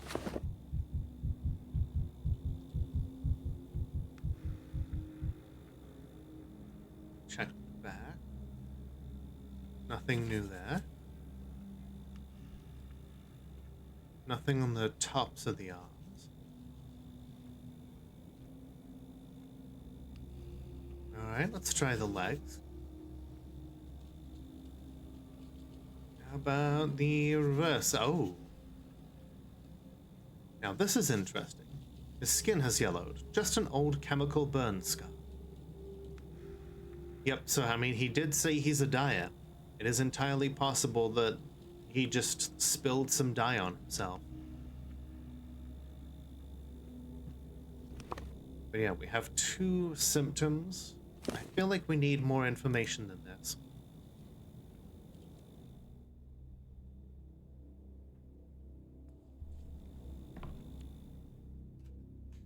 Have you sorted it out, Doctor? Will I be useful in your remedies? My vaccine. It's a vaccine I'm working on. And please, allow me a couple of clarifying questions so I can be certain of your diagnosis. It's the plague, of course. The sandpest thing, innit? Plague, yes, but there's another condition that's prolonging your life. You said it yourself. Your neighbors didn't survive the night, but you're still holding up admirably. Blow me down. 2 ailments making me healthier than if I only had one. But you know you know best, Doctor. What did you want? To question me, right? Question me all you want. All you want. You complained that the skin on your chest was peeling. It was here, right? On the very middle. I knew right away. Skin turns nasty when you're plagued, right? Eczema, that much is obvious. The symptom can indicate one of 2 diseases. Now, to tell them apart. More questions? Ask away, Doctor. Give me your hand, please. I'll take your pulse. I believe I've noticed your heart behaving erratically. It's too fast. Began running not too long ago, Doctor. Can hear it myself. Thrashing like it's caught in a snare. Too fast indeed. So what now? It's all clear? Your pulse and eczema together give a clear picture, yes. Alright, well. Seems like the only thing that it could be that shares those 2 things is burning fever.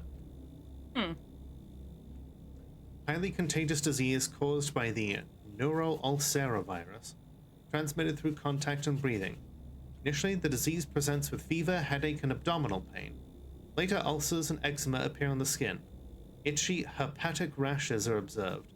The patient experiences psychosis, frequent fatal outcomes among densely living and working population.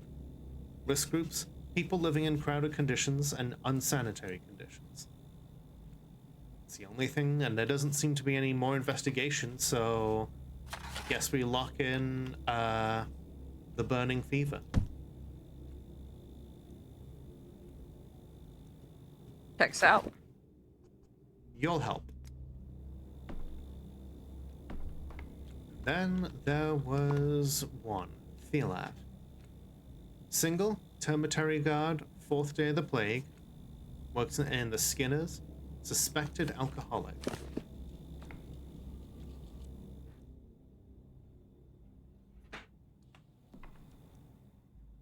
And that's the story of my life and times up to this present moment. But why'd you want all these details from me? A half hour's worth of talking, and it was all beside the point. I thought you'd be interested to know why the sandpest can't get me. Because I certainly find that fact interesting. I'd even say amazing. I'm interested too. Your bloods may save about 400 people by tomorrow morning, but only if I can correctly identify your other illness. You sure you're not overstating my importance, Doc? Right. Olgimsky corked the termitary shut, and you've been guarding it for, is it 6 days? Since Tuesday? This is the 3rd time you're asking me. May I ask why you distrust me so? And here's something crazy. Brock was easier in Pokemon Red, then in the remake he ended up getting a rock move on Onyx. Yeah, like the original Brock is basically a pushover. Although certainly kind of hard mode if you picked Charmander. Like Bulbasaur and Squirtle, both obviously like very easy.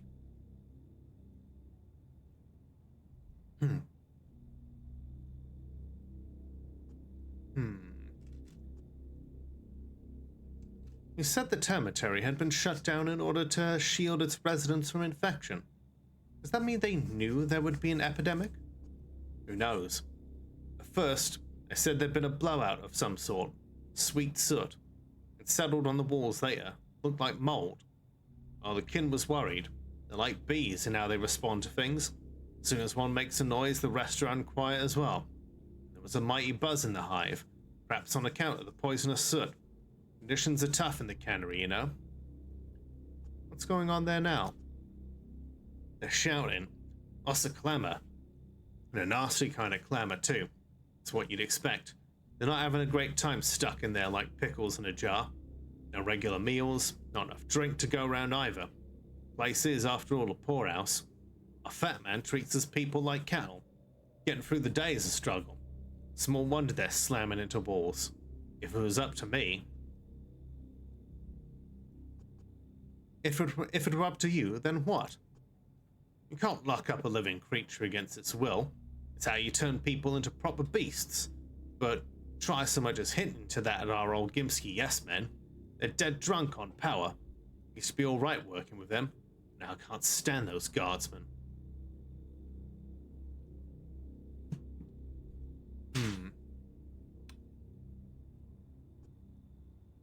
Alright, let me ask you this then. What time of day do you feel worse than usual? All the time. I used to be as hardy as a bull wrangler. Now I have trouble even standing up for long if I get drowsy. My knees give out. It's embarrassing. Feels like I'm failing everyone. Have you been easily fatigued like this for a long time? I don't take a great interest in my own person, Doctor. Got enough people to spend my attention on as it is. But I have true blade doing my job because of this. It's a rugged man's job. And since you're so preoccupied with my work as a security guard, here's my advice to you, Doctor. You're being too heavy-handed. This lockdown of yours is making people seethe. A cauldron can only seethe for so long before the lid flies off, even if you screw it down.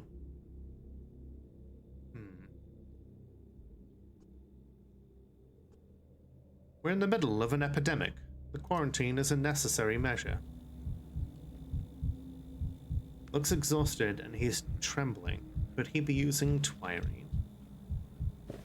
He is an alcoholic, so. Suspected. Allegedly. Allegedly. Okay. I think fatigue is it a respiratory or? I hope Ash is having fun investigating Iguana Man. I hope so too. Okay, so weakness. Patient feels lethargic, inactive, lacks strength for daily activities, often associated with low blood pressure. Is your new BFF? Excellent. Okay. Mr. Iguana's. Yeah, he is Mr. Iguana. I don't know why I was calling him Iguana Man. Mr. Iguana is everything.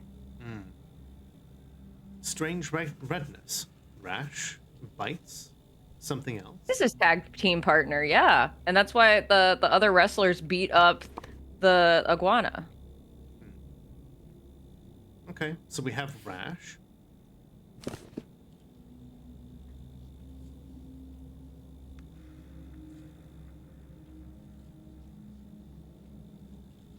And we need Mr. Iguana against Santino Morello? I really like Lucha. Lucha's a great time. Like, you want to see people do flippies and do all kinds of, like, Spider-Man shit. Nice. Okay, we have vein damage.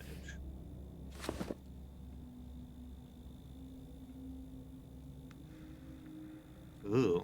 Yeah, that's not fun. Ew. No body shaming, but ew. Let me go, Respectfully. will you, Doctor? Respectfully. Brother. Brother. I don't understand all this commotion about me. What makes me so special? Besides, I've got work to do. Work? I'm sorry, but you're going to have to forget about your work for now. You must remain in the hospital. I used to guard locked up people, and now I've been locked up myself. That's life for you, isn't it? The kind of joke life plays. You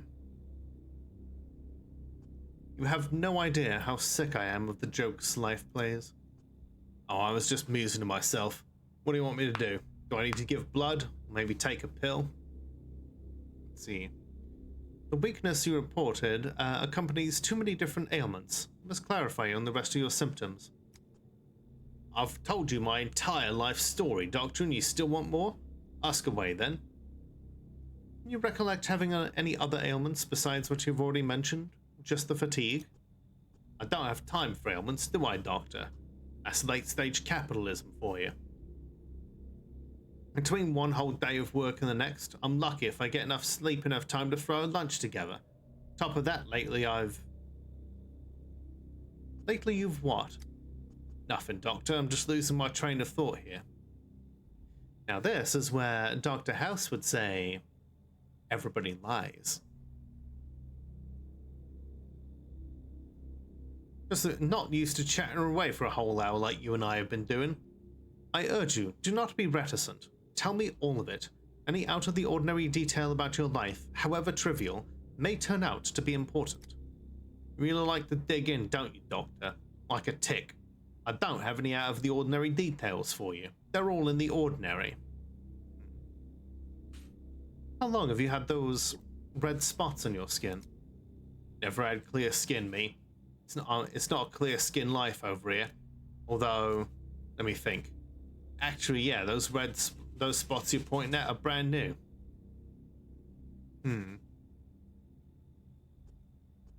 But you hadn't noticed them yourself? Let's see. So I'm keeping the reddening as a symptom on your record. That narrows it down to 4 possible diagnoses. So yeah, we've got potentially brachycardia, but there's still too many other things that it could potentially be.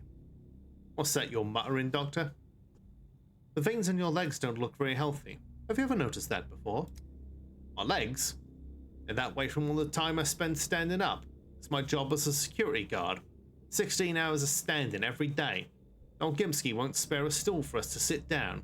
Says it's not the proper way. Bad for discipline.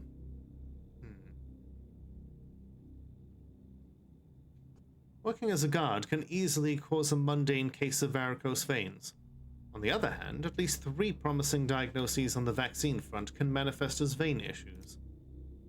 Quite lost in thought, Doctor. Am I really that complicated?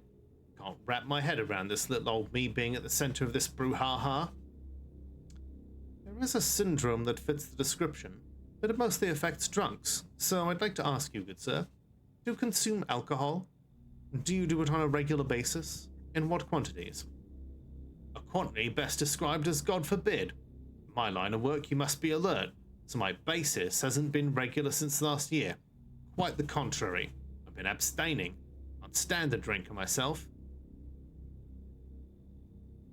Your moral fiber is of no concern to me. To drink or not to drink? That is the question. Whether 'tis... No, that's not what he's actually saying. What is tis nobler in the mind? No blur in the mind. To drink or not to drink is a personal choice. Mine is a purely medical interest. I'm telling you, it's not regular. I don't have the habit. Period. Ow. Wait here. I'll be back soon.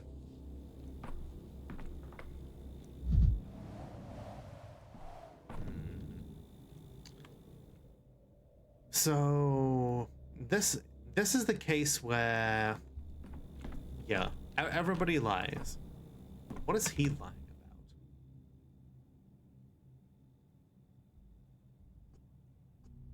Let's see. I've got work to do. So must I. So do I. I must inspect your home. I can't diagnose you before I do that. Kindly wait here. So yeah, we're gonna check out this guy's house.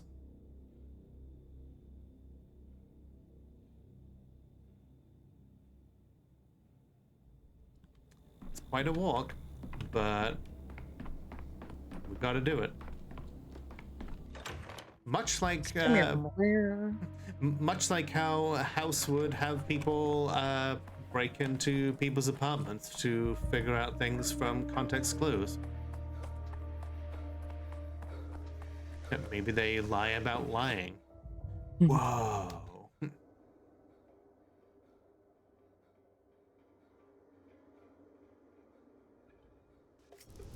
Oh.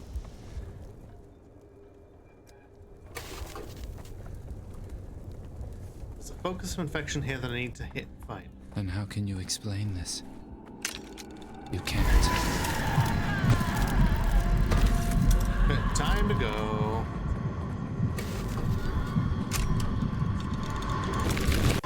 Ooh! Oh boy, oh boy.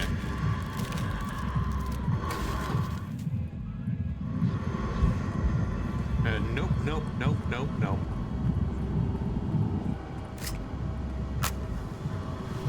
Yeet. This is all staged. A farce. A mystery. I got stuck on a little fence.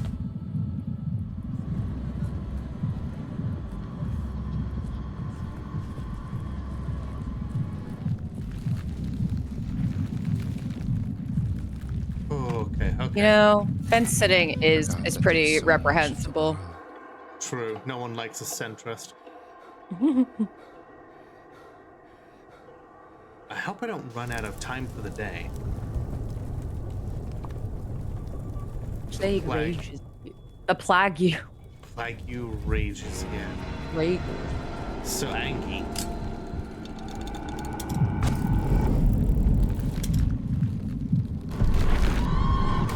Oh, shit. Nope.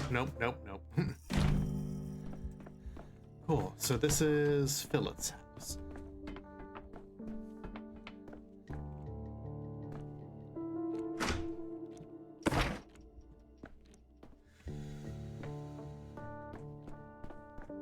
This Oh, music's music. interesting. Yeah. Trans rights. Hi, Mystic. How you doing?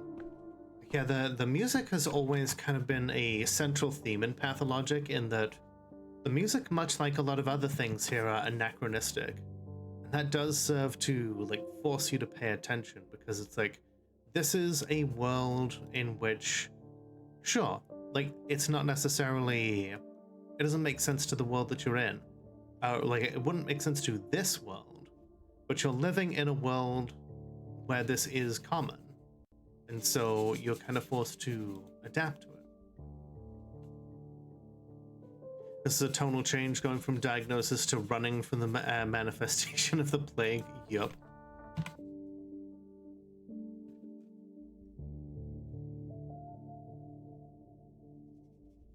Ooh. Oh, do Do you want you want me to take this one, or do you want? Yeah, I just mopped that floor, and now you're walking all over it. It took forever to scrub clean, you know. Look at that devastation. Impressive. How did it even happen? Gotta load that vaccine into a shotgun to blast the manifestation with. You know, you're actually pretty close to how the prototype works. Stop with that clowning, will you? First he's turning the bathroom upside down, but it's our only one for all these apartments. People wash their kids here and take their own baths on Tuesdays and Thursdays. They keep that's so specific. Right? They keep it clean. And now there's you with your remarks. Bet you're a pal of Phillips, aren't you? Philip is in the hospital now. He's under observation. I'm here to find out how he got sick. So Phillips in the hospital. Perhaps that's for the best. Have you been living in the same house for long? Do you know him well? We've known each other since we were kids. He was like a brother to my husband. I helped him out his whole life with cleaning and cooking and whatnot. He was a loner with no one to take care of him, and it wasn't too much trouble for me. We were neighbors after all, and friends. Philip was lucky to have you. At this rate, I'll soon start to envy people who live in these small towns where everyone knows everyone. We drifted apart a little as time went on, and he used to always thank me. Then one day it was like, bam, he forgot everything, never said a word anymore, scurried past me in his apartment, eyes down, no hello, no goodbye. But he sure showed this bathroom who's boss. Took some, like, wicked shits in here. So, this sort of frenzied rage isn't typical of Philip? He'd never trashed anything before and was well behaved? What kind of person this is typical of is an easy guess. You often get this with drunks. One moment he sits there quietly, and then he's delirious all of a sudden. With all this ruckus and mess, at least he didn't punch anyone out.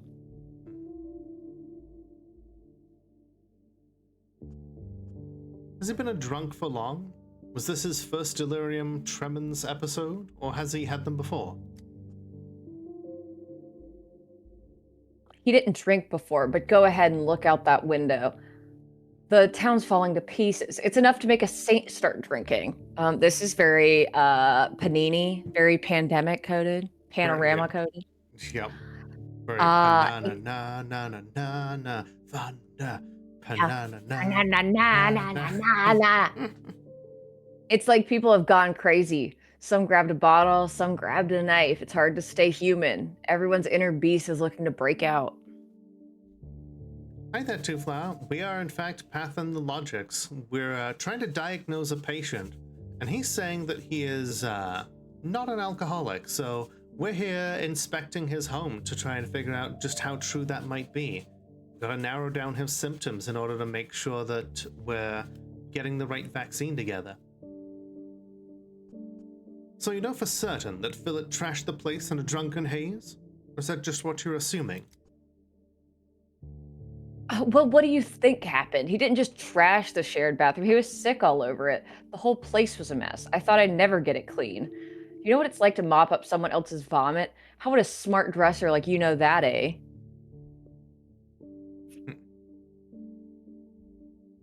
I went to medical school, my good lady. The quantity of vomit I used to cart around is more than this entire house could disgorge. Have you figured out everything you needed? I'd like to finish with the cleaning here. The kids from downstairs will be here soon to wash their hands before eating. They'll be better off if they don't see this mess. Just a minute. Is there anything else you can tell me about Philip? Did you happen to know any illnesses he's had in the past? Chronic or acute? Whatever you can remember. No, that man was never sick. Strong and tough as a cart horse. And I mean, I could easily imagine him pulling an actual cart. That was why they hired him to guard the old Gimsky meat cannery back in the day. You two talked more often. You two talked more often at that time, right? Trans rights. Fuck turfs. Hell yeah. Hi, Bill Z. How you doing? If you ask me, Philip might be built for the job, but it's not a job for him. Onion. The termitary needs security to make sure the step roots aren't beating about town.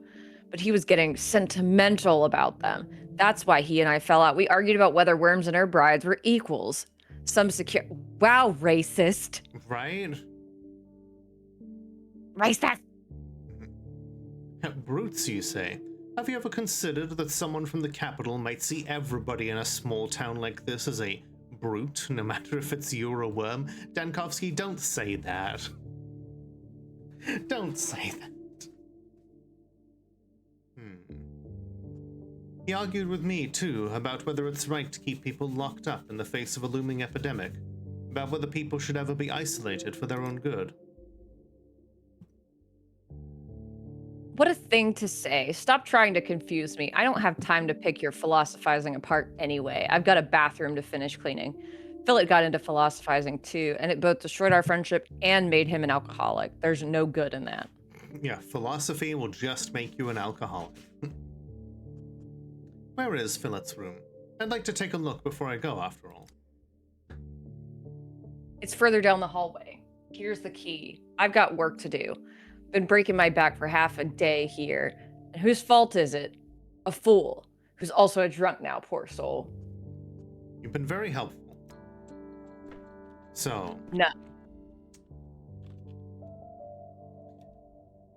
So the thing is, we might have too many diagnoses at this point. If we add in things like delirium, and if we add in things like hallucinations and vomiting to all of this, like nausea and vomiting, like, we start getting too many potential diagnoses. I don't think this is enough to, this is either not enough to go on or too much to go on. We gotta narrow this shit down.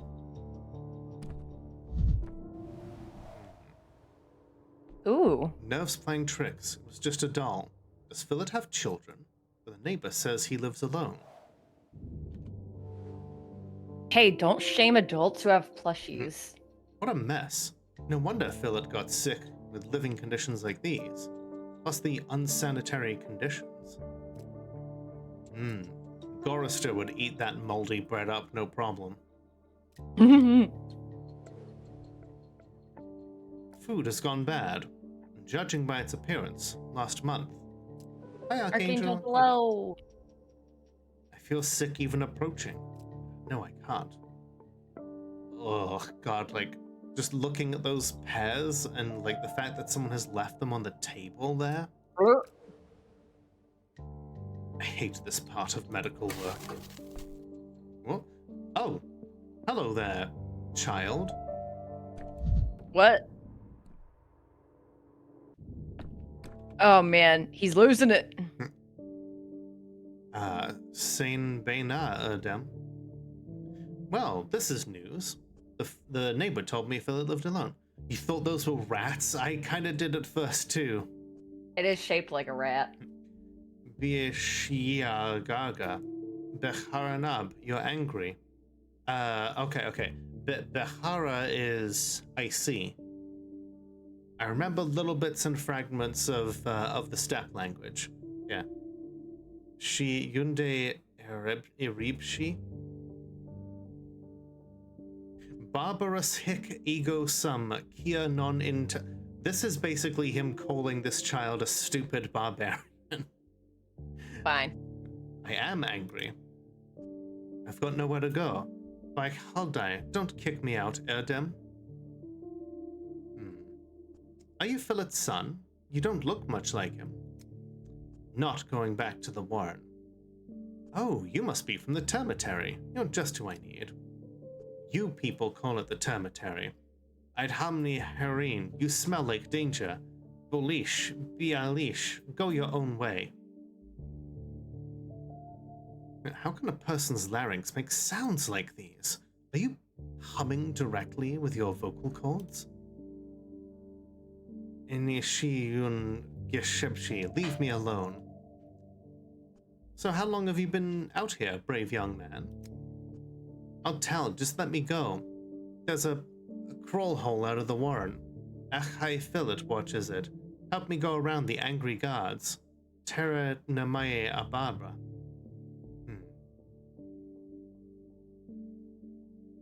Achai Philip seems like a savvy fellow himself. How much did he charge you for his help?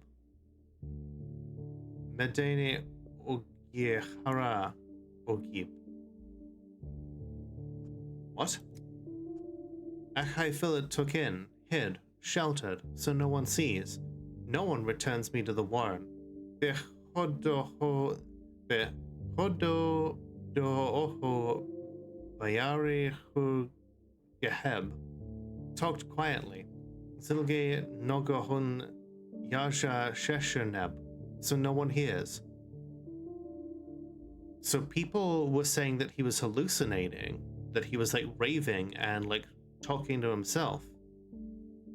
Clearly, he was just talking to this child he was sheltering from the termitary.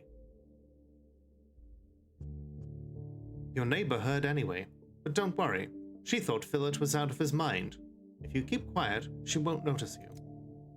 Where's Achai Philip? Yun Bolohob? How is he? Finally, some sensible talk. He's in the hospital. He's ill. I'm a doctor and I need to find out what he's ill with. Will you help me? I will. Namda Tilechegi I don't. Achai Philip sickens. I saw it, he sickens. There's something rotten on the table. Did you eat it? Is this what made Philip vomit? Hungry. We needed. Minge ichi. Achai Philip's not rich. Boris Vlad pays the gods so little. Haru was enough for one. Not enough with me. Hard to feed too. Achai Philip walked, looked for cheap food. They cheated, sold rottens. So did Philip eat that rotten stuff, or did he not? Did he get sick from food poisoning? This is scary, Erdem. Never thought to eat the rot. Even Achai Philip forbade. Then his hunger came. Crazy like. Leshkalan grabbed everything, gobbled everything. I took away, hid him, told him bad, rotten, will hurt. He didn't listen, like possessed by some hungry beast. Sudden hunger. Should I add bulimia to the symptoms? Never saw a man wolf bad food like that. Ene zegete. Zegete. Does Philip drink? Vodka? Wine? Those steppe herb infusions of yours? At first glance, I can't see a single bottle. Not a drop. Strict on himself. Doesn't allow me neither. Philip wasn't lying then. How else can I help? Filat Adem, Bishemsha Asunab. I found some pills. Medicine. What are these? Who was taking them? We don't use those in the steppe. They're beta... Bechaya Meden Goib. Achai Filat said so the head doesn't ache. So, painkillers. These rags on the bed look like they were used in a compress to bind something hot or cold over an injury. Do you know anything about that? I do. Enachain Emnelke. Achai Filat was hot, tossed and turned. I put cold on him. So he had a fever. And he didn't mention it during the interview. Terra Ederhegi, I worry for him. So, mice, headache, fever, hunger, and the vomiting, fatigue, and skin reddening. The veins are ruled out, but what happened in the bathroom? The neighbor says Philip drunkenly... No, he doesn't drink. He didn't eat in bad food, couldn't keep it down. Didn't want to make a mess in here, so he went where he could do it. And there, Johan, water's there, for washing. Achai Philip said, water scared him. Heard the dripping, went crazy. Can a man be scared of water, Erdem? Ihan is life. Hydrophobia. Now that's a very rare symptom. There you go.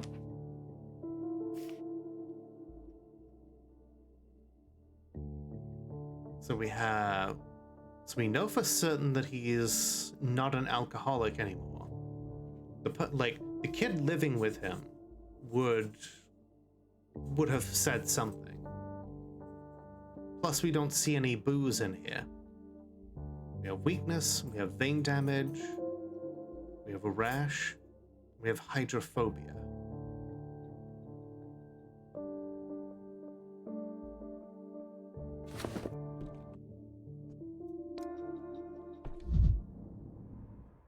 Anything else here?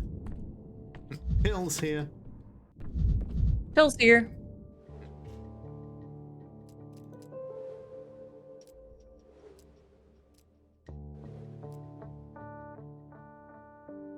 Wanted to plant the rotten food under the door of the neighbor who dislikes him. A pauper basically making ends meet.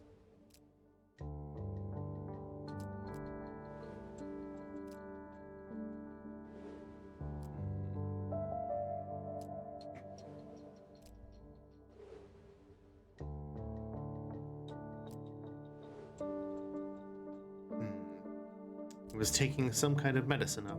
That racist neighbor seems to think he was based on a couple of vague interactions.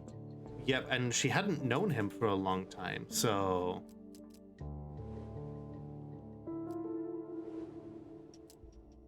You make a good point, racist neighbor. Mhm.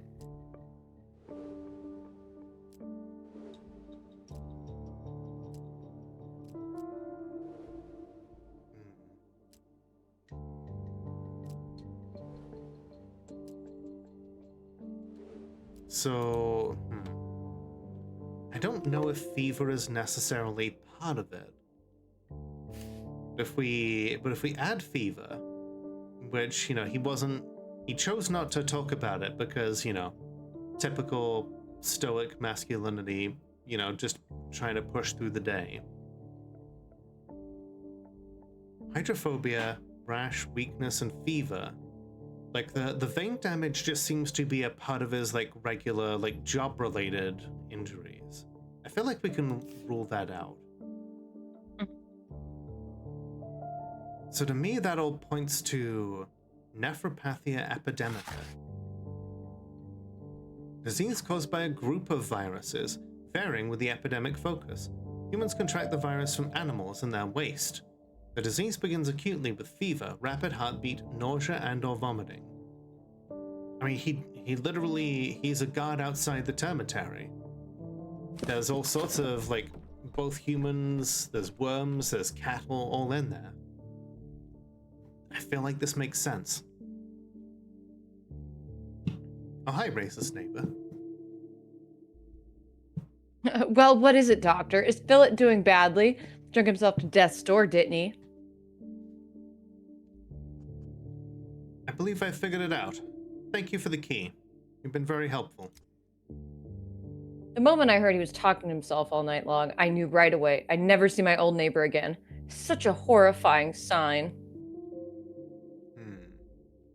That's where you're mistaken. Philip isn't suffering from insanity. He wasn't conversing with voices in his head. He was talking to a boy from the termitary. From the termitary? You mean he brought one of those little beasts into our house? No need for harsh words. The boy has a difficult situation of his own. Racist piece of shit. Hi, racist. I, on the other hand, am simply an elitist. I'm not better than you because of my race. I'm better than you because I'm more educated.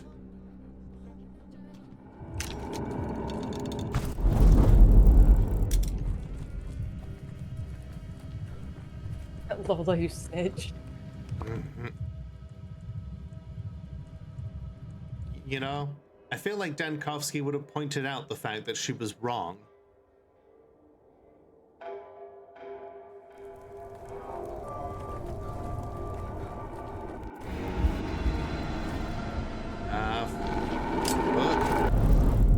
Begone, plague.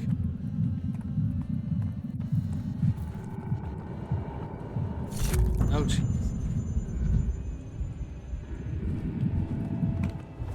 We go kick that trash can. The extra speed. No, no, get away.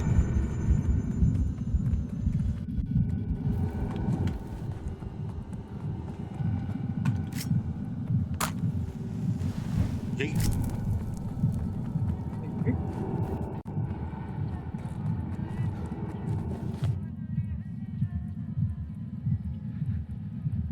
Phil not pointing out someone else was wrong could have caused him physical pain. Exactly. Wait. Let Daniel Dankovsky enjoy pointing out that other people are wrong. I could use some quiet.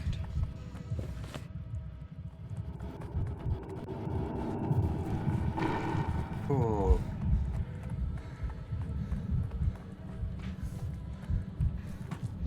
Sure would be nice if I could see what any of these goddamn plague flowers look like. Alright. Back to the theater.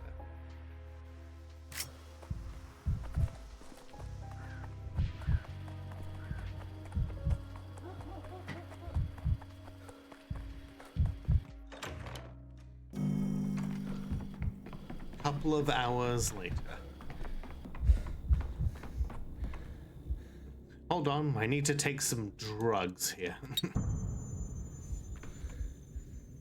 Here you are. What took you so long, Doctor? Did my mice detain you? I met a mouse in the apartment. A huge one, the size of a teenage boy. You wouldn't happen to know how it crawled out from the cellar? So you met him. Tried to protect him with everything I had. Went to your hospital so he wouldn't catch it from me. You're a good man, which usually means inconvenient.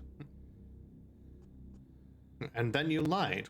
You described fatigue, but you've been nauseous, feverish, and more. I've never been a good liar. If I told you too much, you'd know someone was changing my bandages, and I needed money to feed two mouths, so I talked as little as I could. Regardless, I found out. I was right.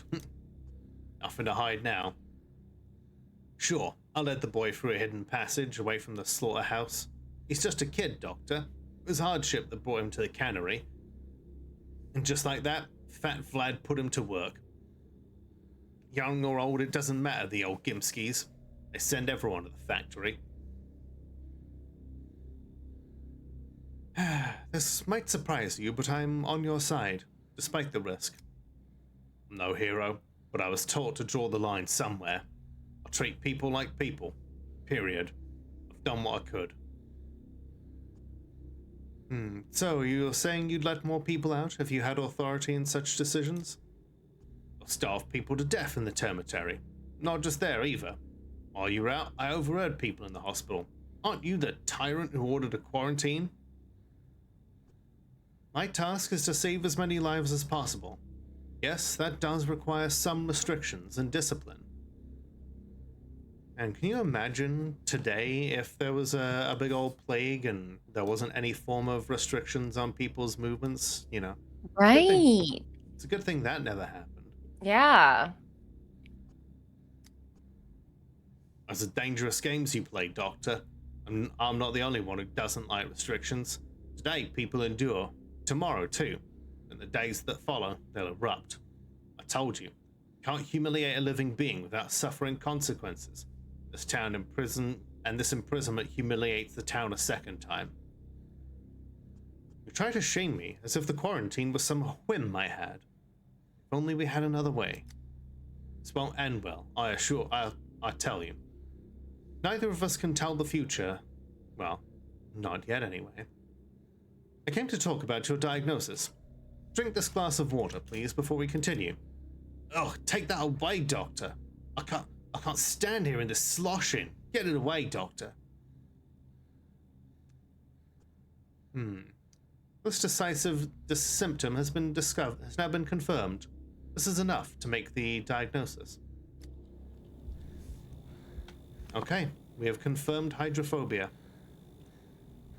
Combined with the rash, the weakness, and the fever, nephropathia epidemica, it kind of has to be. It's the only thing that properly adds up. We're gonna lock the fuck in. All today's diagnoses are set. The results will be delivered directly to the Stillwater after 6 in the evening. Ooh. You think we should wind things down after getting our diagnosis results? I think so. Or I was keeping an eye on the time. I'm like, yep, we should. You're good. Hey, more drugs. Hell yeah. Hell yeah.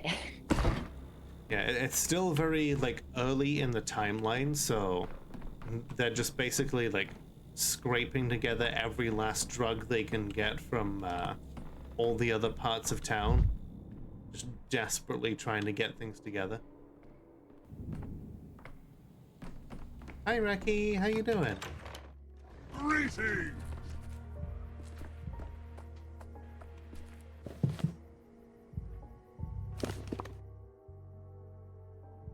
I examined the patients. The results should be delivered to the Stillwater. Let's fucking go.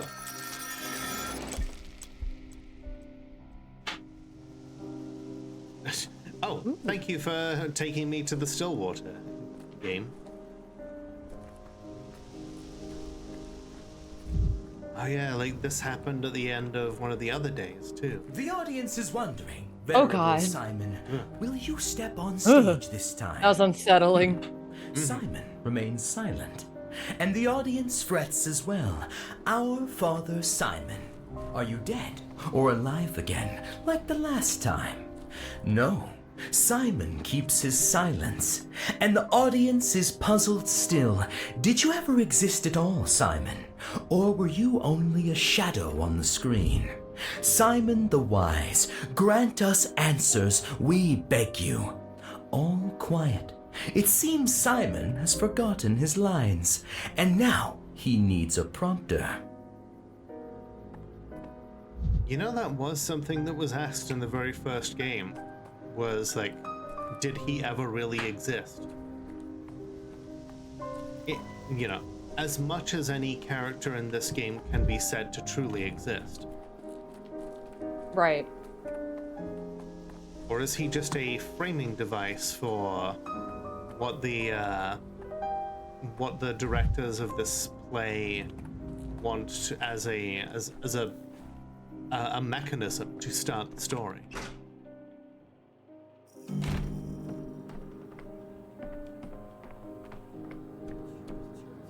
What's up, Ava? The day is over. The end draws ever closer. A new pantomime is rehearsed here. It's so lovely. It's so lovely. Oh, go ahead. You go ahead. Oh, good. All the more lovely for being uncertain. Living to see the evening is already great luck, given the circumstances. People came to me all day, sent me notes. They begged me to flee the town while there was still a chance. I also thought about leaving the town. You can't run from something, only to something. Otherwise you'll get lost, like a ship with no lighthouse. My lighthouse is my Thanatica. It calls me back to the capital, but I didn't answer the call. Not this time. That's why it's so lovely to see you today. I wondered if you'd leave. I even wanted to go looking for you, to talk you out of it. But I didn't. I would be imposing. Worse, you might have invited me to go with you. You imposing?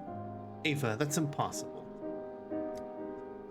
I feel so bright knowing that you want to return in the evenings, but it would be completely different if I had asked you to. Asked you to trade Thanatica for the still water in our town. Maybe that's the whole point. If you asked, you wouldn't be you. The people who asked me to run today kept saying it was the last chance. But for some reason I doubt it. There will be another chance. A real one. No one could leave the town today. But on another day, everything will turn out differently. I wonder what you'll choose then. If I do decide to escape, it must be carefully planned, prepared, calculated. One day I'll leave, obviously, but not before the plague is defeated. I'm so sleepy. While I waited to see if you would return or not, sleep wouldn't come at all.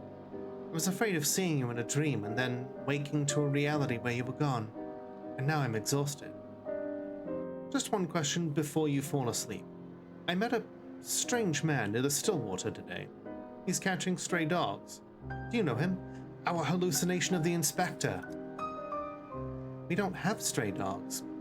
All the stray dogs were taken off the streets long ago by the Solana halves, as their familiars. That's what I thought. Please remember, if a thin, pale man in glasses knocks, do not open the door for him, under any circumstances. Time travel is now available today through all clocks in the town.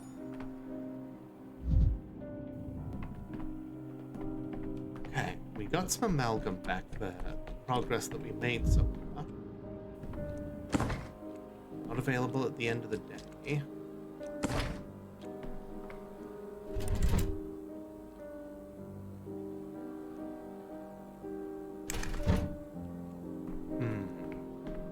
Where are the notes?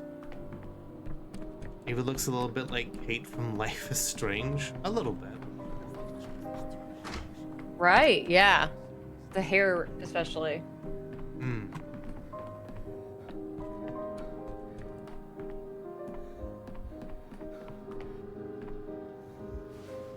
Not available at the end of the day. Diagnostic successful! The town will receive an effective vaccine. New to create experimental vaccine, day 4. Fuck yes. We did it. Yeah. All diagnoses were correct. A working proto-vaccine is prepared. Another day for the town was snatched from the clutches of the plague. We still got a lot more things to do on day 4, but these little cogwheels here indicate that we can start the day with these events locked in, and we can just start that decree at the beginning of the day.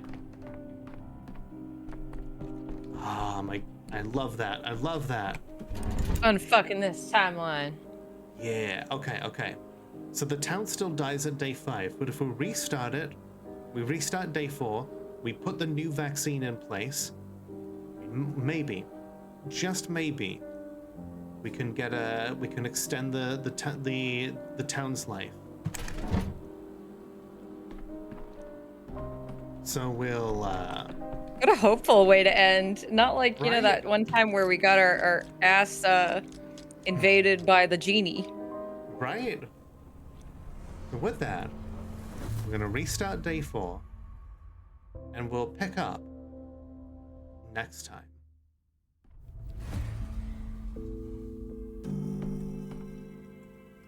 You know, it occurs to me that there will be people that watch this and go, What do you mean ass invaded by the genie? Did I miss something in Pathologic? Yeah, no, that was fully Funger Termina. But I'd like to think that was just a plant of like, oh yeah, that was like definitely day 8. Genie just destroyed Dankowski's asshole. I could see it happening. We had fisting. I Oh, and we have art. We have art, yes. Aw, the little stars around it as well. I love that. This is my son. Don't talk to me or my son or my son's son or my son's son's scalpel ever again. What were you gonna say before I cut you off? I forget. It's fine. Look at this little guy. Little gerbo. These are the thing. These are the little rat dudes that you see in Pathologic 2, spreading the plague around. So maybe we'll see them in Pathologic 3, just like we might see the Rat Prophet. That is my hope. God, I hope we see the Rat Prophet and see how utterly like stuck up Dankowski gets about it. This little guy will cut me full of looking at them. But you'll be happy about it. Yeah. It's just a little guy. Yeah, it's just a little guy. Doing little guy things. He's mad at the government. As he should be. But yeah, thank you very much everyone for being here. You will have deserved it. Exactly. Alright. Here we... With that, thank you for watching. If you enjoyed that, please feel free to like, subscribe, leave a comment, do all the cool things that make the algorithm go brr. And a big shout out to my tier 2 subscribers, Valtteri and Fizzypuff. However you support me, it helps me make as much content as I can. So thank you once again for watching, and remember that the world is only as dark as we allow it to be. So light it up.